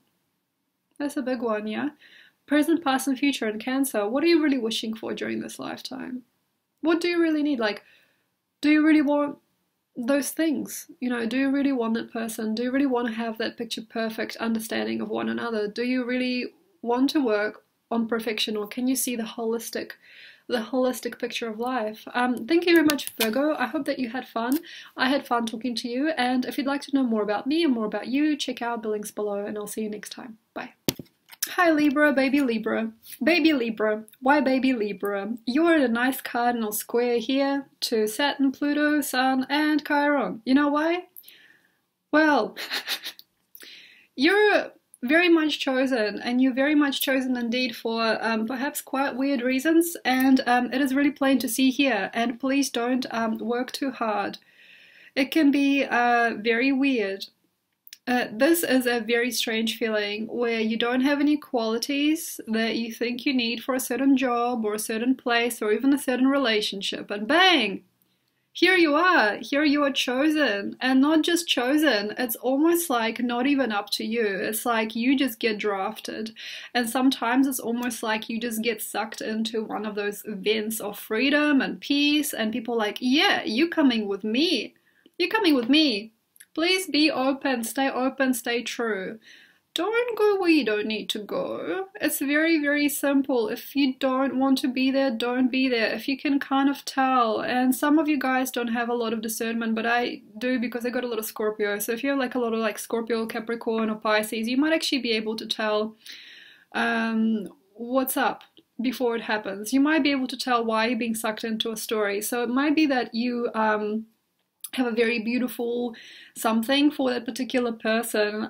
There could be also a deep need for you physically or financially. There can be a very, very beautiful thing that you say, or a very beautiful thing that you wear, or something that you seem like you have, and you probably do have, that another person might want more than you, and that is very plain to see. But try not to look badly upon these people or these things. Sometimes these are universal patterns, and I'm feeling a lot of karma for you guys. Karma, but not just in a negative way, in a better way than usual. We've got Venus revisiting your 12th house here. By the end of the month, it will almost be entirely directly up to you to choose. I mean, really, definitely Libra kind is very wanted and needed underneath it all. So it may not look like we are, it may not look like Libra is the flavor of the month sometimes, but it is, and it might not be where everybody else is looking or walking. So collectors, connoisseurs, people of a very special nature, and occasionally predators. I hope that you have resolved your issues in the last few months. I hope that you have recognized what is and what isn't clear for you. If you were a woman scorned, or if you were a man who was not really entirely seen for who he was for a long time, or couldn't really understand who he was himself, it's a very, very easy time to get drafted in, loved and cared for. But really try and understand what you are in for before it happens. Try to understand what is the physical, financial, energetic, and perhaps mental and spiritual situation of these people. What are these types of schemes, and what are these types of clubs, or these types of situations in which you are desired or deserved. Also, for a lot of us Libra people, it can be quite an easy, kind and gentle way to just say no and to come out of things and not have to any longer be drafted into certain things. Like if you've ever stood in line and been waiting for a long time, here you can bypass a lot of the process. You don't have to wait in line anymore. Here's the VIP pass. You can perhaps tell another person a lot more about you than you have done before. Perhaps you can open up very quickly. You can maybe find that dating is very, very simple and easy. You can see miles ahead of what you used to be able to see about people. Perhaps you're no longer as needy or as starstruck with certain type of individuals, and you might no longer really have to have the courage to say those words. They just come right out. It's like, well, you know, la la. And it's something that is very, very dreamy and even sometimes damaging to another person when you're not here. Addiction is running high. So what I mean is we have a lot of things happening in your 11th house. And we are looking at your 10th, addiction. So you are, in a sense, energetically Saturn here as well. Sun, Saturn is all sort of like coming together. The best thing here, I feel, is not to get riddled with things. It is very, very easy here to have other people mark you. It's very easy here to have other people write on you, like to have other people dress you, to have other people design for you. If you are a model, for example, if you're going to some kind of acting industry or media industry, it's easy to be representing something or being represented like a certain type of thing and then not really knowing how to get out of this. If you do like it, that is fine. Sometimes Libra thing is to be slightly a little bit of an object or a little bit of a perfect type, a perfect prototype, or an example of something perfect, or an example of something good. And occasionally it's not really that important to a Libra to be totally human until you see that there is an inner rage building from not being seen as an equal or not being seen as a person. So that's very likely here indeed. Try to start new things. I would definitely suggest, even if you don't really like to, during this time it is so nice just to be drafted and shown, given a bed, given a home, given things to do, given, you know, partners, given clothes, given things to wear, given things to eat. If you can, try the new, try the new, try the new. What I mean is, try to go out there and see a few things. Try to take some photos. Try, if you wanted to, if you have a lot of Leo, perhaps you got a lot of Aries, start a new account. Start a new Twitter account. Make sure that you are everywhere. Make sure that you don't feel like you are indeed that sort of need to be placed, because sometimes we get a lot of energy from being just powered by other people and being invited and being just loved and being radically important to somebody as part of a scheme. And occasionally it's actually really good to try and make sure that after this runs dry, after you no longer have this group of people, or after you no longer have this particular person interested in you, or perhaps you don't have that opportunity to plan ahead, especially with media marketing, modeling, anything to do with you just being a thing. Libra is so good at being objectified, especially during a time like this. So, for example, you're seeing somebody really pay attention to your looks. People sometimes can chase you for money during this time because they think that you are incredibly financially supporting during this time, when you can actually be, and perhaps you don't want to be sometimes. And you can see it maybe a mile away because Jupiter is discerning your second house. You can probably even see it in other people. You can see it in other Libras or other people that are close to you that we don't want to spend, we don't want to just like give away like we did before, and we are heaps more interested in building financially or building our market. And that means that sometimes it is really important to discern during this time what is here for a season, what is here for a reason. Yeah, you can spend, say for example, maximum say 5 or 6 years in a certain industry, and then you might not want to go to that specific place again. If you are a Taurus, a Pisces, or a Libra, please consider the longevity, the longest timeline of what is possible for this particular job or this particular industry or this particular relationship. How's it really gonna work? Like, what is this person trying to do? What are they promising you? What are the promises? Promises, Libra. Promises. If you have someone in mind already, if you have somebody calling your name, if you have somebody reaching out, if you're having very easy lustful impact on others, it's very easy not to do anything and for another person to be in lust. It is very easy to just look at them and not even know what you are feeling or thinking, and suddenly this person might paint a story around you or paint a feeling around you that's not actually real. It's just for them it is very lustful for some reason. It is so super easy here to have a profound effect without even having any conscious understanding or knowledge of that which you do. So Libra, yes, definitely take advantage. If you've been invited to some places within reason, if you've been invited and if you've been asked to attend, yeah, attend, okay, attend. Or concern yourself if those places of attendance are not really right for you, if they're predatory or perhaps they are dehumanizing, which is something that Libra can be part of a lot because Saturn is secondary ruler of you, my friend.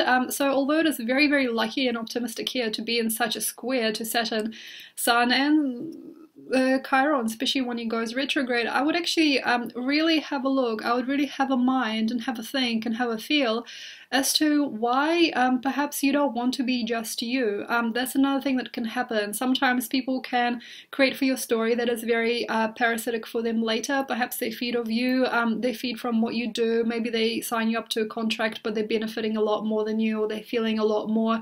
They might have a huge emotional upliftment from you, and you might not. And it can also be that they are hugely attracted to you, and you might not be entirely, but wait, there is more. By the end of August, okay, by the end of August, you can already see who you are. So when we're actually going into the next month of August, you will understand why and how come these people were right for you before, perhaps, and why they're not quite right for you later. So take advantage. Don't be afraid to barter with your time if this is an impersonal thing, if this is not about your flesh and this is not about your soul, if it is actually just about the business. If it is about the market, it is more about your presence. If it is just more about time and it is more about the inanimate things, it is fine. Learn to barter more. Business skills need to improve for all of you guys. Business mind needs to improve. You need to get a greater feeling about what you do, and don't apologize for asking for money for your business. Do not apologize. You don't have to any longer apologize. By the time that Jupiter goes direct, yeah, okay, triple whammy. What you have designed for yourself before can be triple whammy. So this can be with men as well for women. So masculine archetypes, your own archetype of self for a man, or your financial situation, Jupiter in your second house. Trust yourself to do it how you do it. But this is for people that sometimes kind of twist reality, which I do on occasion sometimes too. When Jupiter goes direct, you will triple. So if you can, try not to spend, especially towards the middle of the month and even towards the end of Cancer. Try not to spend. And try definitely not to bend your values with who you expect next to you in life. Like your values, like what you expect from a man, you know, if you date men, or like what you're looking for in yourself as a man, you know. What is the masculine archetype for you? Expect no less, okay? And perhaps also for some people, upscale, ask for more, pray. And yeah, for some people, it is really good during this time to say, it's not good enough, I want more. Because what can happen here, for some of us Libras, for the lucky ones and for the pleasant ones and for those who have done a lot of work or paid a lot of mind to these things, this can happen. Sometimes you'll receive something or someone and you can say, I want more, and you'll see 3 or 4 times over what you had for you as an investment come in. So it could be like bam, bam, bam, bam, bam. So it's like money increases, and it's almost like a computer game. It's like you push a button and a lot more comes through than you probably thought. It is okay. Don't whinge though, that's the thing. If you ask for more, when you are asking, try not to whinge, because yeah, you're the baby here. It's like you are pleasant to us, you are loving to us, people holding you like this, people just love you during a time like this, Libra. But if you can, don't whinge.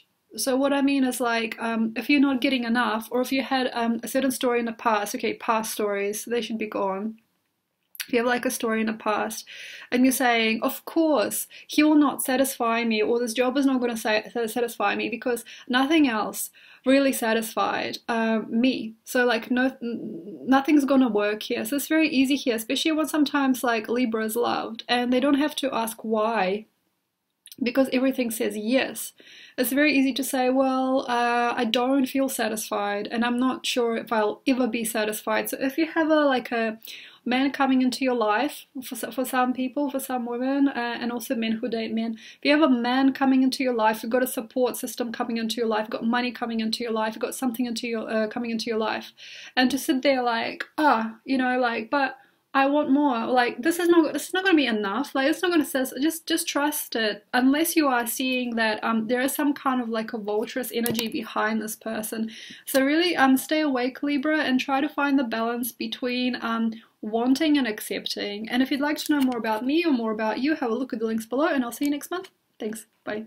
Hello, Scorpio. Paulina, fellow Scorpio person here. Let's look at you in your month of July. Hola. Okay, so you got it. You got it. And it can be actually more than you know. I feel you. There's things that you got. I feel each one of you got something and more than you know. And this can also be a bad thing. Very, very nice time in Cancer to consider your health and your fitness, to connect more to your life support systems, your job, your income, everything.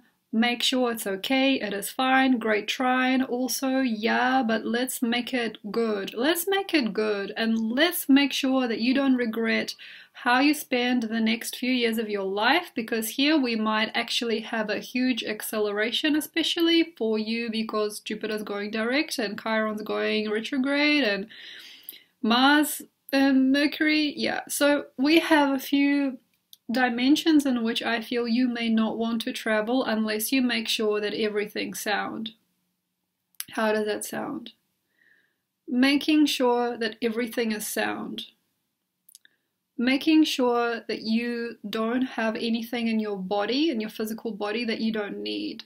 Please do a cleanse, especially moons in Scorpio.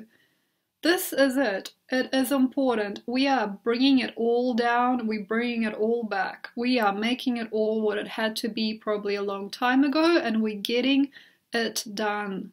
We're getting it done. Okay?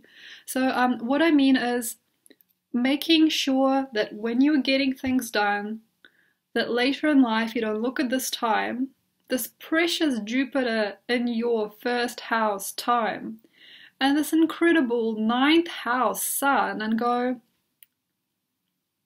it didn't work out. Okay? Making sure. Right, okay, how to make it sure. Parasite cleanses. Colavita Plus is my fave. Okay, there is a time and place for things, yeah?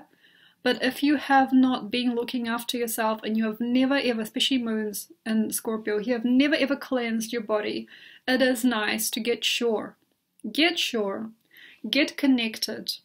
Cleanse. Clean. Become pure. Making sure that your system is right. Making sure that your computer is running great. Getting antiviral software.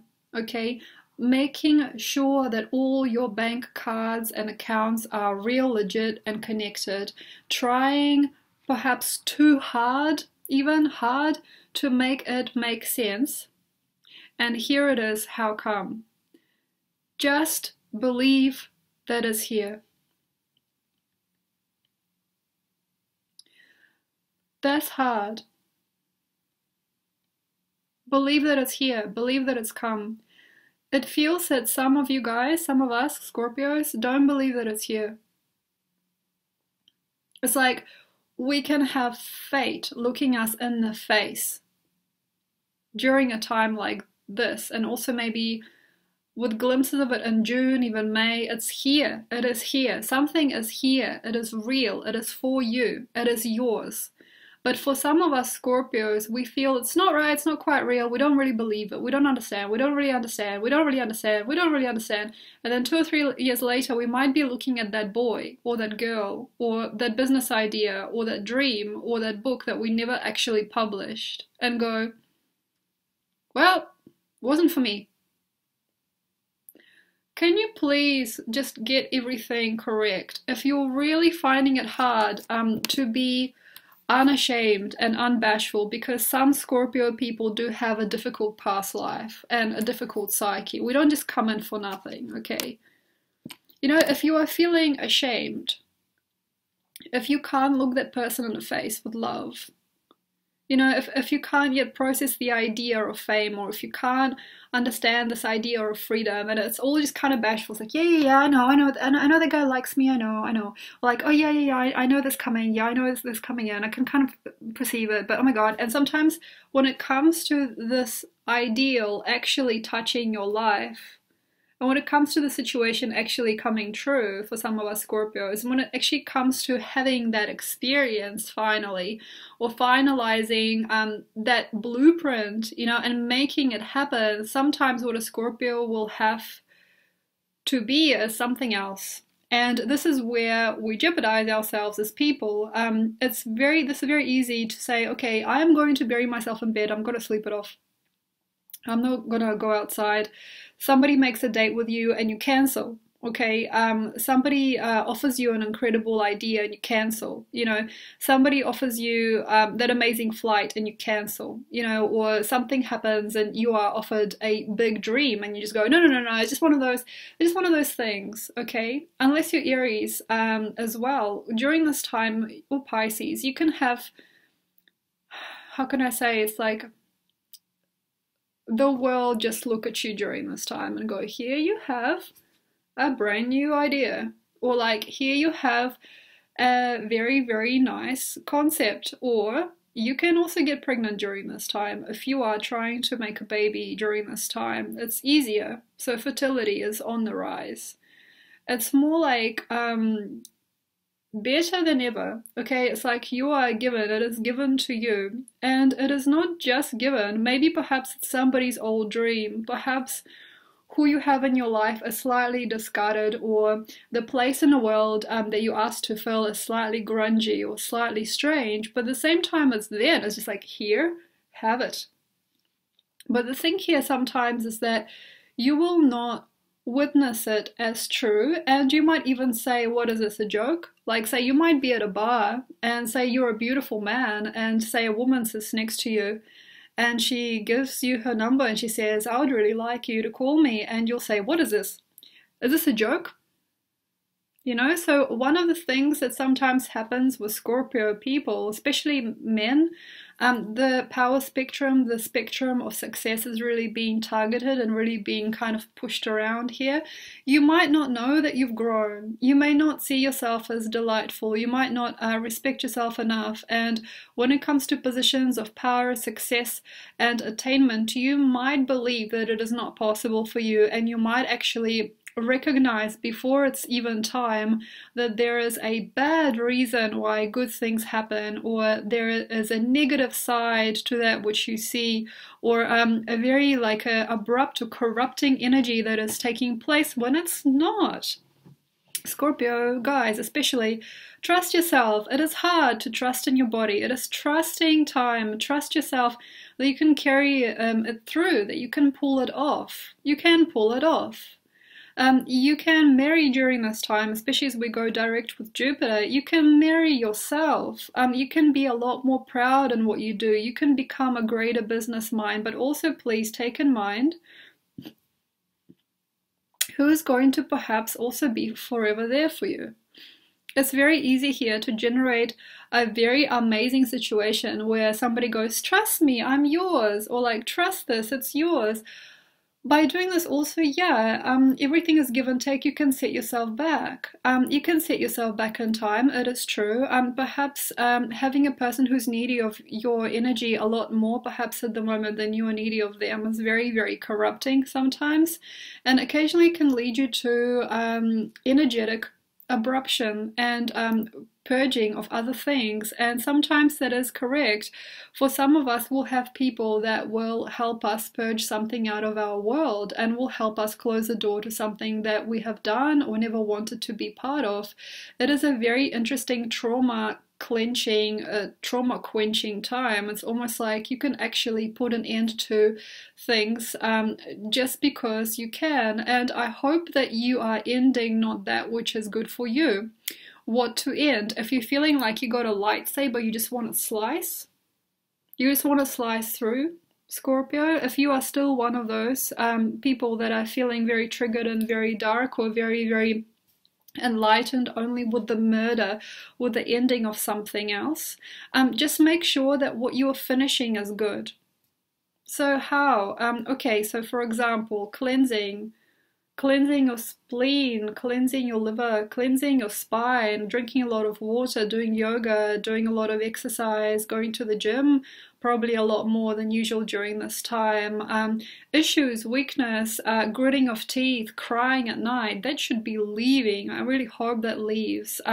Any type of issue, resentment, and just like the gnashing of teeth, that stuff is going. I hope that it is gone. Things to do with parasite cleanses, very good. Once again, parasite cleanses, please, Scorpio. Any kind of candida, bacterial, or even heavy metal cleanse for you, yeah. And also, yeah, after you've done all the work on your flesh, on your body, perhaps it is also time to cleanse things out of the wardrobe, to cleanse out the old, to give away things, and try to do it in kindness, especially if you're touching another person's life, unless you're just dropping off a huge bag of goods at the Salvation Army. That's really good.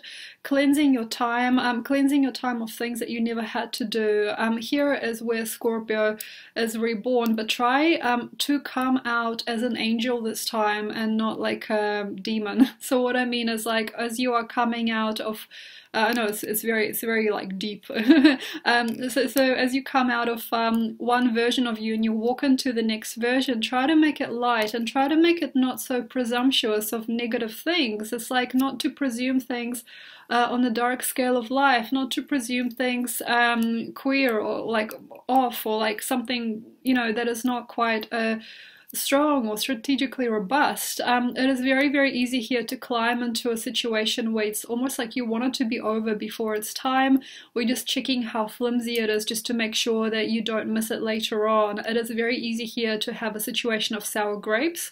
It is so super easy here to walk into a beautiful situation with life and say that's not good enough for me, or these people are not ever going to be there for my kind of person. It's also very super easy to say my kind.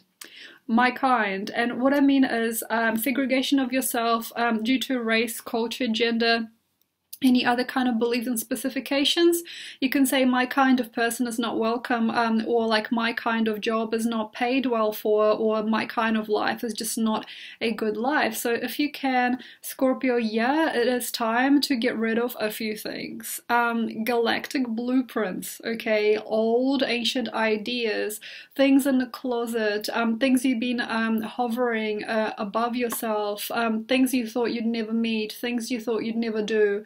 Also, if you are out of shape, you're out of practice, try to get back in touch. Try to get back in touch. If you thought that this person was above you or beyond you, it's already been time to do this for a long time. Try to call them and say, look, you know, I'm sorry, I love you, I miss you, and I wish we could be friends. Try not to catch on to the past, to residue.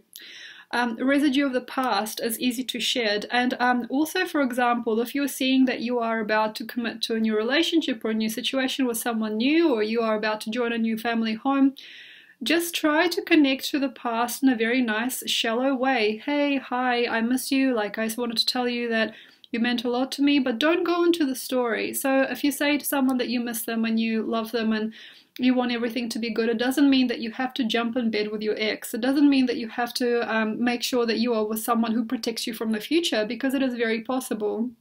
As Jupiter is about to go direct, there can be an anxiety about the future, and there could be going backwards into the past, and there could be also a few different schemes and dark entities and energies and dark people that are coming through that are pushing you back. who do you think you are, you know? And it could also be a few different dark thoughts and feelings, and also addictions and any kind of strange dreams and fantasies that can be pushing you behind closed doors, back in the past, back in the safety, back in sulking and everything like that. But even if you do that, if you were meant to grow and flourish and catapult forward, you are. So if you can try and cleanse your karmic plate. Jupiter is not going to be that far into your sign for another 12 years. So if you are on the verge of Jupiter, if you are close to it with your sun or ascendant or any other clusters, really think, like really think, okay, holy cow, I'm not going to receive this opportunity probably again. You know, I'm not probably going to be in this particular vicinity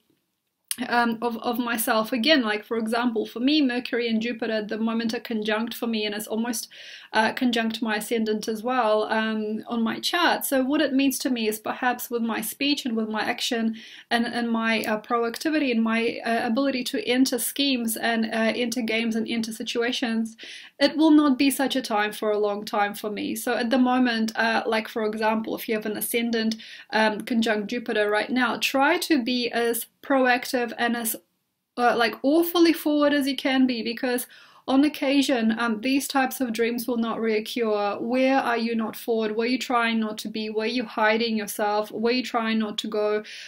Try to go. Book that flight, you know, do the things, try to show up, try to be there. Really don't get jealous or unsafe, and don't go backwards. Also in terms of people finally respecting and representing you, that is another thing. So finally having money, or finally having that touch, or finally having that ambitious relationship with somebody who actually loves you a lot more than before, finally having understanding, and then sitting on the sack of money, or like sitting on your butt, you know, or like sitting back and saying, I've worked so hard, I've tried so hard, ahaha, you want me for this, or like, you want me for my platform, or like, you want me for whatever you want me for. And sometimes things are true like that. Sometimes for some people it is so.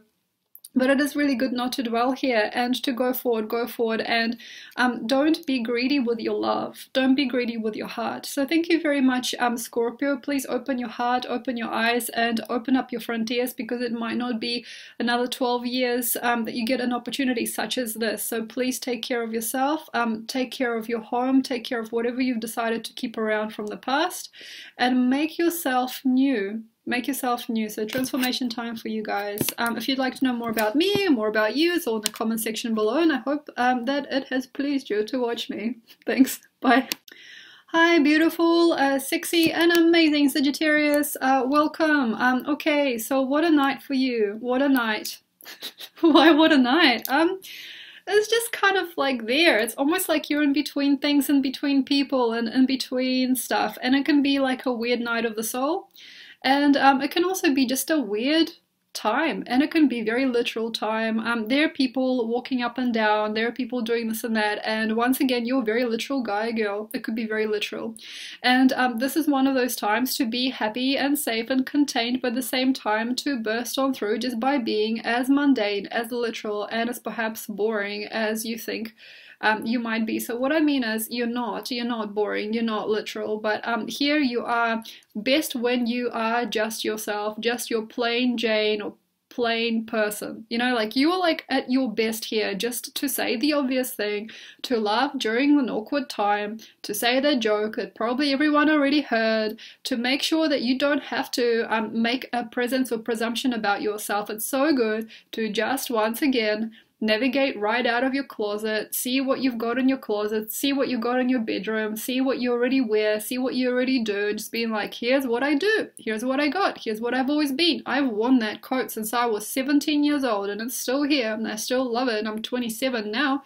I don't mind, you know, I'm still this, I'm still me. It is really nice to be around you. Oh my gosh, you guys are so cute and sexy when you are just yours. So nice. It's really nice to be as plain Jane as possible for some people. It is so super nice and lucky to say, yeah, of course, you know, like say, I have done this for ages. That is actually something that brings you a lot of worth. So if you've done something since you were quite young, if you've had something since you were quite young, it can actually be a huge energetic success. So last month, you know, I said you were kind of like perhaps on the verge of being like your old self a little bit too much and not progressing forward. Yeah, that was last month. This month, You can just say, look, I've had this idea since I was a kid. I've always wanted to save the world. You know, like I've always wanted to help mom. I've always wanted to make this happen. I've always wanted to try this. I've always wanted to be this type of person. I've always wanted to have this experience. I've always wanted to try this commitment. I've always really, really healed through this type of thing. And then it becomes you. It just becomes you. It's like you just walk out there and you spread your wings and you fly across the masses. That's basically how easy it is. It's like, hey guys, since I was 12 years old, I had this dream about creating an eco product.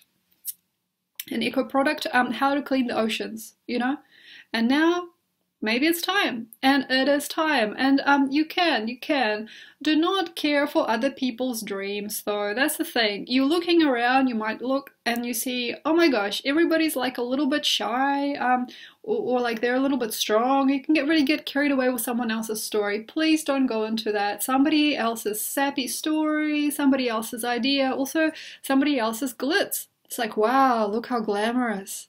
Oh yeah, how glamorous. It's not important how glamorous, just like make it yours. Like what have you got? Like for example, you might have had something in a closet for a long time, you might have had something in your head for way too long, and you might have had an idea of how to make something in your head. Start sketching it. Like also very lucky if you're an inventor. Oh my gosh, if you're an inventor, very lucky time for you to invent, very lucky time to please yourself through hours and hours perhaps for some of you of work or innovation or creation, building, structuring, thinking, wondering, making, crafting, and doing. Very, very nice and lucky time to think about it and do it. Think about it and do it. But it has to be something that is right. And of course, as you are super pure-hearted anyway, it is such a right time for you to do. And if you don't want to do, and you're kind of like waiting for that right component, as I feel a few of you guys are, waiting for the right person. Waiting. And you kind of can see, this is quite a weird feeling actually. You know that you can do it, but you're waiting, it's almost for someone else to invent something. Or you're waiting for your friend to fund you on this. This could be it. And it might actually be more of a practical thing that you're waiting for, but you may not know it. So it could be waiting on that girl. You could be waiting on that person. It's a waiting game for some of you, and you're not quite perhaps yet good enough at flowing with life. And that's okay, but the thing here is not to go into that waiting game, because this type of Mr. Burns, like excellent, you know, like that little like thinking about things and planning things ahead and counting the numbers and planning, that is not really yours. That's a Capricorn trait. That can be something that is very detrimental to your character actually. Okay, I'm going to wait till this person invests in my business, so I'm going to wait from that person who will call me. And especially if you go as far as, I will dress to impress and I will make them believe. Okay, so very, very skeptical time here. Okay, it is very easy here to be a model, like in an agency, and to see that, for example, your friend, who's also a model, did a photo shoot nude. Because it was part of her game, it was part of her story. And maybe you guys are very young, you know, and you decide, okay, so I'm going to do a nude photo shoot. Don't do that. So like when you're looking at other people's success, and as you're seeing other people grow, you can very easily here count on their success or count on their involvement in your journey or their presence to give you that nice little entrance into that next new. And it will. Most likely, but do you really want to be that person that waits on someone else? That can be something interesting. It's almost like a game of chess. You're just waiting for the move. You're waiting for the other person's move. I would not probably get addicted to that. Sometimes it works for some people. They're strategizing, perhaps, you know, working with Bitcoin and other cryptocurrencies, or maybe you're working with other types of successes based on a move that is made not by you. But that is not a life. That's not a life, you guys. What is a life? A life is when you just enjoy, and it could be something that's already in your hands. It could be hammer and nails. You know, it can already be a great idea that keeps on re-entering your mind. Also, please pay attention during this time, especially as we go direct in Jupiter, after the 10th, actually more like the 17th, 18th of July, have a look as to how you can write down those words that just come to you. And like say you're in the shower, you're scrubbing away, and suddenly you see like a shape, just a shape. And you're like, oh, what do I need for that new invention? I'm making this kind of like self sort of contained thing, you know, I'm creating this like eco product, and then you might just get the shape, or you might get that this is like this frequency, and it can actually already be totally for you. Like you can be very lucky. Awesome time to buy stuff at garage sales as well. Now, I was talking in the beginning of the video about it being a lucky time to sell your wares, like old ideas. That is true for you as well, but I think where you actually might find a lot of luck here is shopping at garage sales, kind of not knowing what you're looking for, foraging in nature, just walking around. You are best at walking. You're the motor system, you are the legs, you are the getting forward, thinking, getting wiser with time, teaching another, you know, going. You're the ninth house, really. And this is a beautiful, like actually extremely lovely time, extremely, to, because there's so much happening in your ninth house here as well, to try and have a look at things that you haven't looked at before, reading things you haven't read before, having a look through other people's bookshelves, other people's stalls, other people's junk, and you can actually find something that perhaps is totally right for you. Recycling ideas, looking into the old, becoming a collector for some of you guys is very important perhaps, and perhaps it is for a reason, maybe, I don't know, but like getting those beautiful things that you want, getting those beautiful things that you need, collecting things from other people, being passed on things hand to hand, getting acquainted, getting probably an inheritance is kind of like lucky and likely during this time, getting something through, getting something ahead, getting something into your arms, getting something, taking something in. It's very, very lucky, but try to stay open. And if you are thinking, okay, the other shoe's gonna drop and that person is going to say, you know, do this, or like, okay, this is really scary. If you're like, for example, a person of finance, and say you are waiting for, this is scary, you guys, like your father to pass on. And then you already have your eye on the next investment that you can already be a part of now, but you're waiting for that money that comes in as inheritance. Okay, very detrimental to your character, you guys, very detrimental to your life. Also, what you're creating has to be free and easy, and if you can, don't lie to yourself as to how much you want things. This is actually another thing very important. If you met somebody and you can see that they're lovely, but at the same time you're not sure, but what you think about them is commitment, or you think trust, or you think money, or you think pleasure, you think something else. It's very, very easy here to think that who you have in mind is the best. It is very, very easy here to decide that whoever you wanted to approach now you will, but it is not really of the heart sometimes here, it is more of the mind. So if you can, try not to barter with love, and also not to contain yourself either if you do genuinely really like somebody, and especially if they've been there for you for a long time. So for example, high school sweethearts, beautiful, beautiful time. What is the most beautiful woman in your life? You know, who's the most, because Venus is at the top of the sky here, who is the most beautiful relationship that you've been with? You know, who is the most amazing person that you remember from the last year and a half? You know, what are the different dimensions in which you've gone with love? Who was there for you? Try, but it is not easy, because here we got the North Node as well, so it might be not the person that was there for you. It might not be the true feeling, the true capacity of the heart. Sometimes for a time like this, and please stay in the heart, Sagittarius, it could be like, well, she was the most beautiful, or like she was the most successful, or like this woman was the financially most stable person, especially women, and also relationships and love, like for women as well. It could be very easy to want to change yourself to fit a certain prototype. So it's like, well, I'd like to be say on the cover of a magazine, so I'm just gonna go for the Marilyn Monroe thing, or like I'm just gonna go for the, you know, Scarlett Johansson thing or something like that, and that can be very hard for you later if you have devised it so. Please try not to work too hard on trying to change yourself, trying to sort of mix with the right people, trying to strategize how to get successful, because that is not going to give you enough. Every time you're trying to strategize, imagine yourself as Mr. Burns.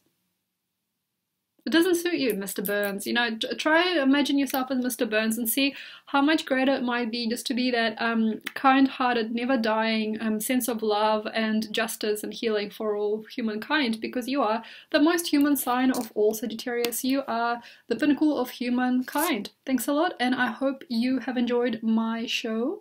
If you'd like to know more about me or more about you, have a look at the links below, and yes, thanks a lot. Bye. Hi, Capricorn. Don't worry, this is not a makeup blog. This is just me being weird. How's it going? Okay, let's talk about you.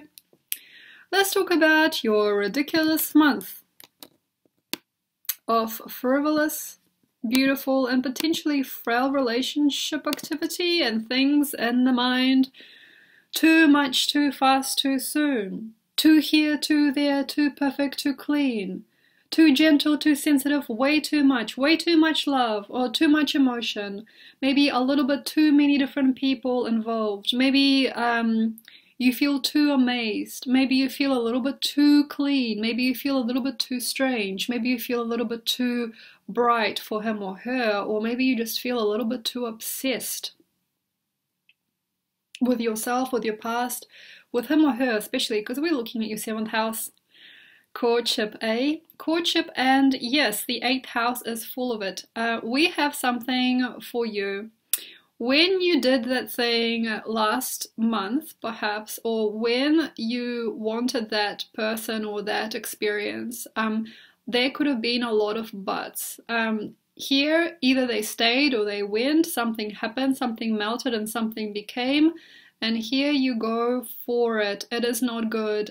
There is like almost like feeling of being on roller skates, but questioning yourself the whole time through. It's like, imagine you're on roller skates and you are going forward. You are just making progress towards like this. Okay, you're making progress. Gemini has given you a lot of mind power and a lot of brilliance and positivity, and I hope that by now you are not afraid of momentum, travel, and star-struck energy, which you have become a master of, and you know when things are going to build much further, much higher than they usually are, and you can already see a mile away when things are going to escalate, and you can already probably see when you're going to fall in love and when you're not, and what it's all about, and when it's going to fall out of line. But the thing here is you think and you question yourself and you think, and you think it's too good to be true. They're too nice to me. This thing is not gonna stay, you know, the test of time. And if you don't question sometimes is when you go wrong. So yeah, it's understood. It's a very interesting fine line balance, but it's also very finite. I feel you. It's very, very hard here to be perhaps at home when you want to be on the road, to be in their arms when you're not, or to be out of the arms when you are in the arms. It's very easy here to be involved with one too many people. It's very interesting here actually not to talk about what you have in your life, in your world, because different types of people will give you different types of perspectives on who you were, who you be. It's also very, very separating time. It's like separating time. It's like husk from grain. It's like yolk from white. You know, it's like very, very separating time when you might not want to be there in the end because you've questioned it too much. It's like you have planned it so much that you might not want to take the trip. Or it's like you perfected the blueprint so much, or you've prayed so much, or you've manifested so much that you might look at it later and go, okay, I don't want this, this is too much. It's almost like you overdid it or you overcooked it. And it's actually very easy here to paint a picture so much over, or try to control yourself, or even confuse yourself out of love, in love, out of love, in it, out of it, in it, out of it, so much that at the end, when it actually comes to meeting that person, or becoming that person, or trying with that group, or doing that thing, or going for it, or actually entering that career, or becoming that presence with that person, by the time you're actually there at the door, you might say, oh, screw it, I don't want to do it. which is okay, which is fine. So sometimes also Capricorn might live in a dream and the direction of the opposite of what they want. So it's like they want one thing, they walk towards another, and occasionally they can have 2 or 3 different people that they talk to or they talk with during this time, just to make sure that they don't fall in love. And they can sometimes have more than one bedmate, just to make sure that they don't actually fall into a relationship. Also, the thing with Capricorns during this type of year actually is we are in a dog year. We got like a huge illumination in your 11th house, and suddenly you've never probably been as popular as this, or you have probably never had as much potential to be known, trusted and understood as right now. It is very, very easy here to seduce somebody else's life into becoming yours. It is very easy here to transfer their money or their credits or their relationships or their situations into your personal vicinity, and then that is this. You know, you might actually fall in love with somebody who is perhaps potentially where you wanted to be for a long time, or you can perhaps get their friends, get their money, get their career, get their house, or get their lifestyle, not really want to really create much else. And it's not that you are wanting that, it is just that it can happen here because an exchange is very strong during this time. Exchange, and also this amazing sense of changing of lives, changing of hands, changing of cards. It's like you're playing cards with life, and sometimes, yeah, it's like you're gambling with life, gambling with love, and gambling with the people. And sometimes during a time like this, it is very, very super healing and confusing for us to be with you, because you're showing us that sometimes there is no right or wrong answer, and there is no right or wrong question either. So it's like you are pushing us towards something in ourselves that is helping us to get together. But then sometimes what happens is that you don't want to pursue it further. It's like you're helping us to solidify or to regain our confidence, or to regain consciousness in a different way. It's like you're forming the brain anew in another person, and then occasionally that's where you want to stop. And that means that sometimes a person can later judge you and not understand that you perhaps didn't want to use, like, say, their frontier or their money, or you didn't want to like use their time. It's just that you actually really wanted to, but you didn't know how to stop, or you really didn't want to try, but you accidentally did too much. So that's the thing. It's almost like some things are autopilot. Also, when you talk, when you speak, when you do things with other people, you might be unstoppable here. So what I mean is, you can very easily here accidentally talk yourself into such a charisma, such a state that another person can fall in love with you without knowing why. And then also you can accidentally talk so much that you create a storm in a teacup, and you can create, say, like a follower out of a friend, or you can create a follower into a lover, or you can create a friend into a partner, and you can also create union and communion where you didn't want it before. Perhaps you might accidentally say like a few religious rhetorics, or even make fun and say something sarcastically, and then it ends up being, wow, like everybody just wants you to say those words. So it's almost like you're a politician here, it's almost like you're a superhero, but at the same time there is no true intention to take things further. The thing here is, for some of you, if you did end up meeting that somebody, or if you ended up meeting those groups of people that you like, there are certain voids within them that you don't understand that they are. And it could be that, for example, you're looking for someone because they are on paper right, or perhaps they just feel really good to you, but you don't understand why. But there can actually be really confusing ideals and confusing situations that may not really connect you to the best outcome of all. And it can also be like a certain type of pleasure or like emotion that gets here elevated above the actual conscious 3D or the actual real dimensions in which you fall. And that means to me that sometimes with these types of relationships, or these types of ideas, these types of homes, and especially like universities, big crowds, big situations with people that are hearing you and listening to you, and people who you are listening to and hearing, it is really, really super fantastic here to take one step further and say, okay, here I am. Because the more you like back, the more you create a mystery around this. And this is a mystical month of July. It was a very mystical time. So the more mysterious and mystical you are, the more retained you are, the more skeptical you are and backwards you are, even though you are going here on autopilot, you are autopiloted further, the faster you go into it and say, okay, hi guys, here I am. And the more you ask your heart to make the calls, I feel the less likely it is to be a weird situation. And also just bring matters further, bring matters forward. forward if you can.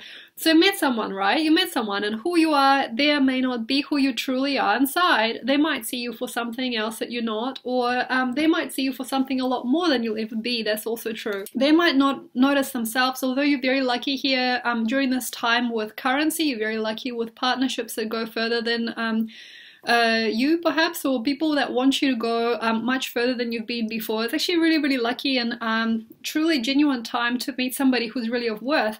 But the minute that you notice yourself backing out, and you don't want to show your true face or your true colors, and you're really, really afraid, and you're really, really stuck behind closed doors, you're gonna get a lot more than you think, and you're actually going to get people thinking a lot more serious of you than before. And it sounds like a superpower, but it's not, because sometimes the person will expect that which they see as mystery creates void, and the more you look at void, the more it shows. So it's like a person may not know you, they may only know that particular energy or that feeling or that flavor, which inevitably cannot be, because perhaps what you're building on here is mystery, detachment and entertainment of old ideals, than that which is the future, that which is progressive for you.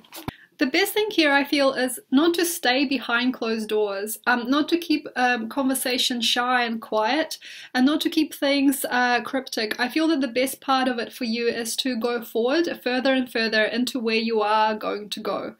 And be like that person that is even a little bit too forward or not shy at all. So it's like you tap them on the shoulder and go, here I am, here you are, we're here we go, okay, this is the team, or these are the people, or you're the one, and just be like, haha, you're the one, or like, hee, we're together, haha, this is the team. And that's where you are going to get the most. And why this is because a lot of these bubbles of mystery are going to be over. They're going to be over and done with. And a lot of the things that you're trying to hold on to that are not actually for you will go. And I know it sounds scary, because yeah, sometimes with a sky like this you may find that the girl or the guy that you're really into is so like this and that, and you so want to be this and that, and then yeah, you can make that happen. You can hold that phrase, or you can hold that conversation, you can be that person, but inside, because you've got the heart developing here in Leo collectively, it might be so good just to bounce up and down and just hug them and cuddle them and be a little bit crazy, rambunctious, and maybe pretentious or weird, just whatever is real for you, just stunning, crazy, glamorous, glittery, like light beam, you know, whatever, like just be that, just be really forward. And I feel that sometimes, yeah, certain relationships will be crushed, because if you are straight away yourself, yeah, some people can't handle it, some people are not, they're not going to be like, oh wow, the mystery is gone, okay, you know, and it could actually accelerate the time you have. Yeah, for some people this may not be like a year with you, for some people it may be just a month, or it could be just 2 or 3 conversations, or even that one conversation.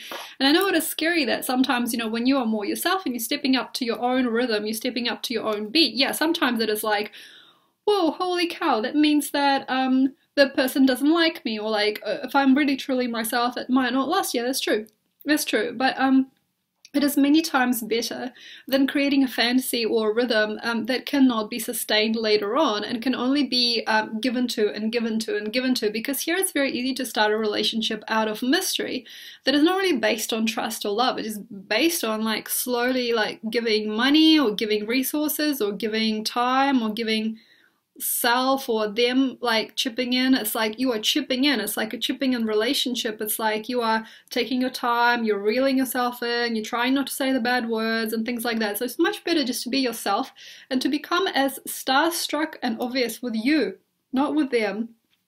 And also to make sure that you're not holding on to somebody else's rhythm. That's really important. It's like their heart is really beautiful, or like say they have what you wanted, or maybe they live on the other side of the world, or they have many friends, or they have what you want. Maybe this company, or especially a personal relationship, these friends are like really cool or something like that, or you really want them, you really want them to be in your heart, them to be as part of your life. And it is super easy for some Capricorns to just change their heartbeat and to become more like them and to mimic them. But at the same time, what is yours? What is yours? And how sustainable are relationships when, you know, you're flying when you're a fish, or you're diving when you're a bird, or, you know, when you're trying to run up a tree when you're meant to run downhill. You know, it's like, why are you climbing up into a person's situation perhaps, or like into some kind of a frequency here that is not entirely sustainable? And sometimes it's because when you got Scorpio Jupiter here and you got so much power in Saturn and Pluto, you might feel that you can do it. And it is almost like not important whether it's sustainable or not. It's just that you can tell that you can now afford it, or you can now create it, or you can now be above it. And that's okay as well. That is okay. It is just more important for you here now to be grounded about it, and perhaps have a look as to how that will appeal to you later. Would this type of energy appeal to you later? Would this type of relationship really be sustainable for you and another person or a group? So definitely have a look, have a think about also purchasing, marketing, anything you're trying to sell, anything you're trying to buy, anything that you're trying to give and take, anything that you're trying to esteem, anything that you're trying to build, anything that you're trying to upgrade, upscale, or feed into, or feed yourself with. Try and question, because it is very easy here to have an unsustainable future if you don't feel sustainable within your past. So yeah, also another thing, just really quickly, don't dwell and don't gather memorabilia. So yeah, for some people it is really good to buy and sell. For you maybe it's not. So like for Sagittarius, it's really good to buy old things. For you during this time it's not. So contain yourself and think about how well you know you and what that means to be. Thanks a lot. And if you'd like to know more about me, or if you'd like to book a reading or have a look at my site, it's all in the links below. Check out your moon, stellium and ascendant, as well as your sun, and have a wonderful July. Hi guys, thanks so much for joining me, beautiful Aquarians. Okay, so Aquarians, you want it most, you want it all, but you may not get it if you haven't been good. It's like Santa stuff. What are the good girls and boys getting this year and this month in general? Okay, so I think you know what it is. Occasionally you don't want what you have.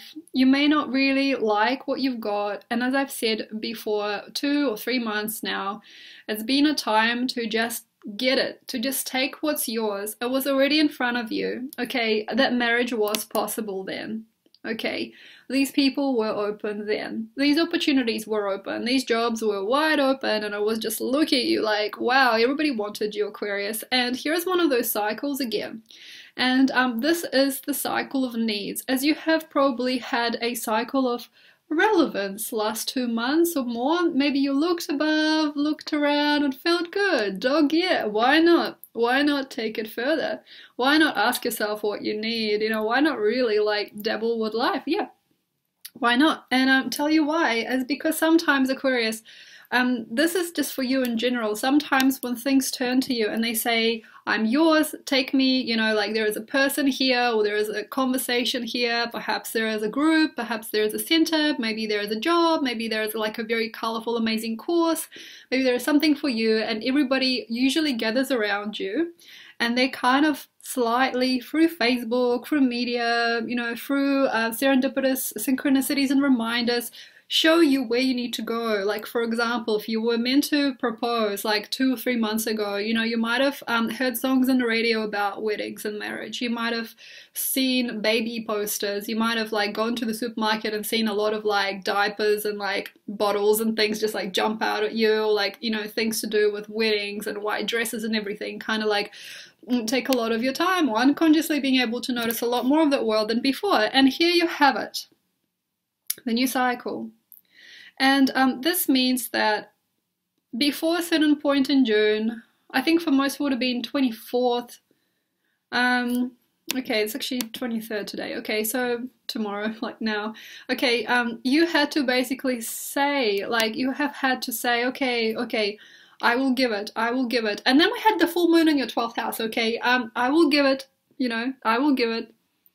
I will do it, okay? Yes, I will commit. Yes, I will start that course. Yes, I will do it, Dad. Yes, Mom, okay, you had to do this. And now here in July, sorry for the big build-up, you may have the opposite thing happen. And this is already happening now as I'm feeling it from you now. Oh my God, where is that beautiful girl? Oh my God, where is that person? Oh my God, where is that thing? Oh my God, I haven't watched this in a while. Oh my God, I haven't done this in ages. Oh my God, oh my God, oh my God. So the opportunities of the past for some of you guys, and for some of you the opportunities that are on the line, in between words, in between the stars, like something out there too freaking far away from you, and for some reason you want it the most when it's out there. And not when it's in your bed, or when it's in your own bed, or when it's in your own life. So what happened last 2 months, 2 or 3 months? Have a look. If you can take advantage of that which you need. If you are here, okay, and you have been kind of, okay, sitting down, thinking, you know, whoa, I didn't want my past, like what was available to me, and now like it didn't really make sense what came of it, or like I didn't really take all the opportunities that were facing me, or I didn't really want to do all the things, and now here it is.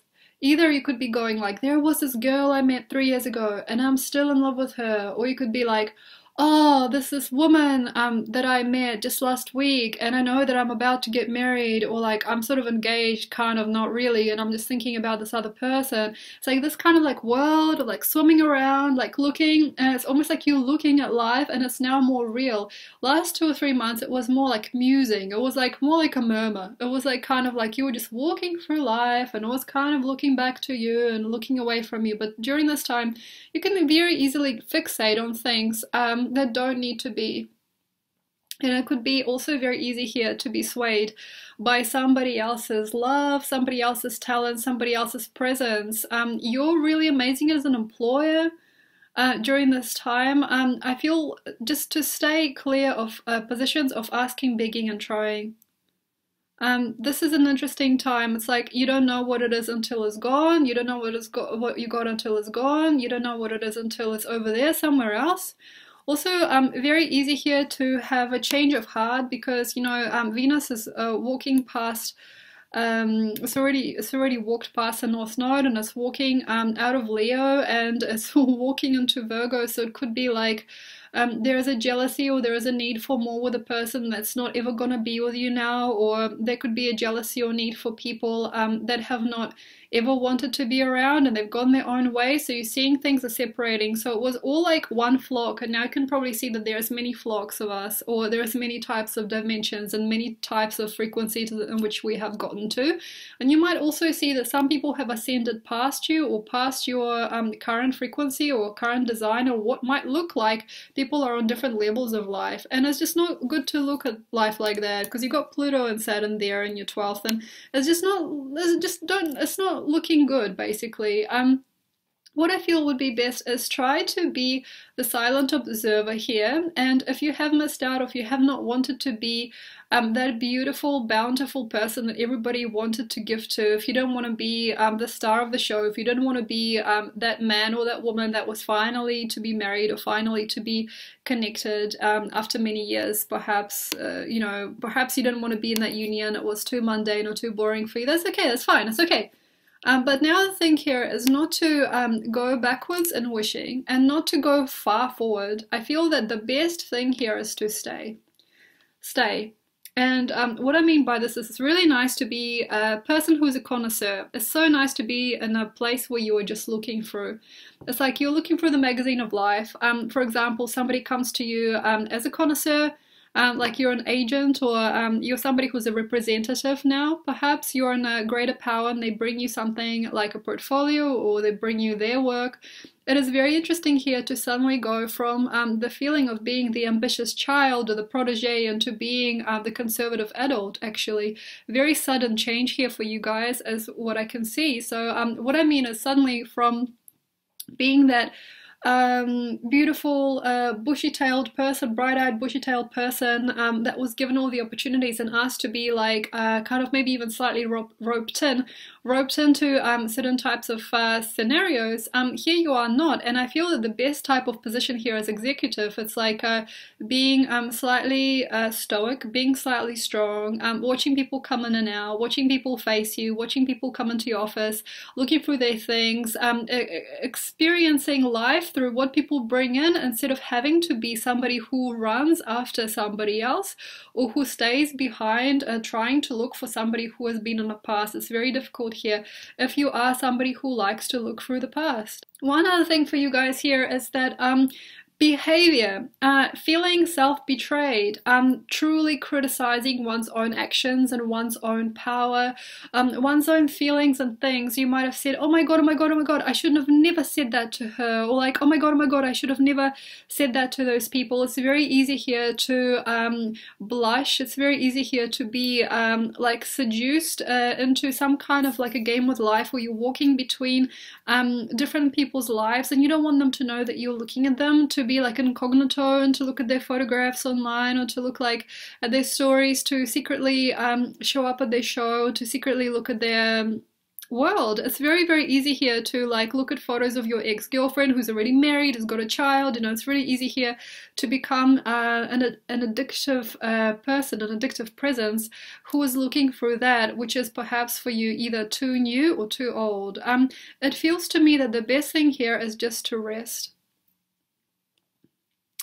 If you are feeling though that you are able to do more, it is good to not.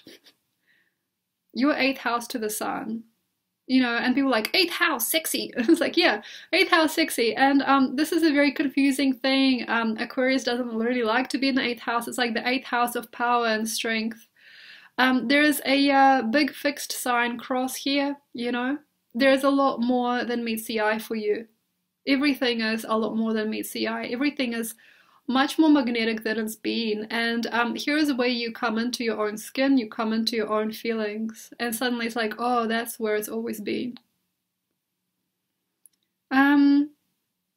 Innocence lost, you know, like it's almost like getting too adult too quick, too soon. It can be here that you just don't like to dream anymore. You know, you might say, I don't want to dream anymore. I don't want to believe anymore. Or like, I don't want to feel this anymore. It feels to me that sex and emotions and all those things that are deep and fantastic somehow are not up to you. It's almost like everybody's facing you, but they're looking to you as a certain type of rock or a power or even a dominant energy, but they're not really looking for sensuality and freedom that you offer. You might feel muted or left behind. I feel for you here. I feel it is a really super time for experiences and for feeling fresh, but those things can be best when done inside. So yeah, for some of us, it is such a good time to go out there and reach out and reach up above what we've usually done and to go to a much higher frequency than we have planned. But this for you, I feel, can be claustrophobic and it can actually be dementing. What I mean is, like, when you reach up above, you can actually feel that you're also reaching down below. So it's like an obsession with beauty or an obsession with love can actually lead you further downwards and upwards. So if you can, try to be patient. And yeah, sometimes some of you might need to cry. Some of you might need to go into some kind of deep healing meditation practice, yoga, tantra, anything like that to help you get level, help you get your best connection point to the world. Unless you are somebody who doesn't care and doesn't mind, there's a lot of you guys that are actually able to leave behind and go. And perhaps that is why you didn't commit for the last 2 or 3 months, is because you knew that you could do better. But this is only for the strong. Are you strong? Are you feeling physically and energetically strong enough to do the things that you love? Do you feel that your body is absolute? Do you feel that your body is absolute in itself? And how can you perfect it? That's another way to go as well. There's another way to do it. I wouldn't try too hard, because sometimes Sun in the 6th house, if you try too hard, you can burn yourself out and you can pop things out of place and out of alignment. It feels to me that love and care and thought can be everywhere during this time also, and sometimes things can be taken way too personally or way too privately when they're not. I feel the main thing is to create as much privacy and wholesomeness and innocence in your own world, and not to try and tear at other people for that. So also that's another thing for Aquarian. Sometimes your emotions and your feelings and your expectations of love, lust and vigor can be over the top, and it can be not entirely, I feel, yours to go into the dimensions where you can go during a time like this. It can be other persons. So you can even be wanting to be beside somebody instead of who they are with, or you can perhaps stare at them for love and care and grace in such a way which does not nurture them. So if you are looking for love and that closure and that total connection, I feel that the best place is within you, unless you have done a rebonding recently or a bonding. So it's like for lucky couples who have just recently gotten married, yeah, it's a very interesting time to connect to greater bonding. It is also very nice to create a greater bonding inside you and another person separately and then come together again. That's also very lucky here, likely. But the thing here I feel is just it's not yours to right now mission somehow, because I feel that there are some of you guys that are looking for greater worth in something out there, and that's usually a no-no for me. So greater worth somewhere out there, greater worth in something that another person has had hiding, or you feel that a person has been hiding, or like a person has finally made sense to you. So yeah, for all of you guys, for all Aquarians out there, I feel it is really good to stick indoors if you have to get your body feeling good and clean, and to not question yourself anymore. And after a few minutes of meditation, or after like a few hours perhaps, or even after a few days, you might actually feel a lot clearer inside, and that's when you might be motivated and automated perhaps to do more. But the thing here is, for some of you, yeah, there will be need to find clearer, newer, greater ground in the next 2 months ahead. But before you voyage out and before you find that something new, or even maybe that someone new, I feel it is very nice to get closure, to get clarity, and to greatly improve your sense of self, self-worth, and love and luck and everything like that. So get yourself on, get yourself together, get yourself connected to yourself inside, and perhaps it might be a very amazing, miraculous month. Thanks a lot. Bye. Hi Pisces, my beautiful watery friend. You're at a trine. You're at a trine with Sun and Jupiter and Neptune, of course, in your sign.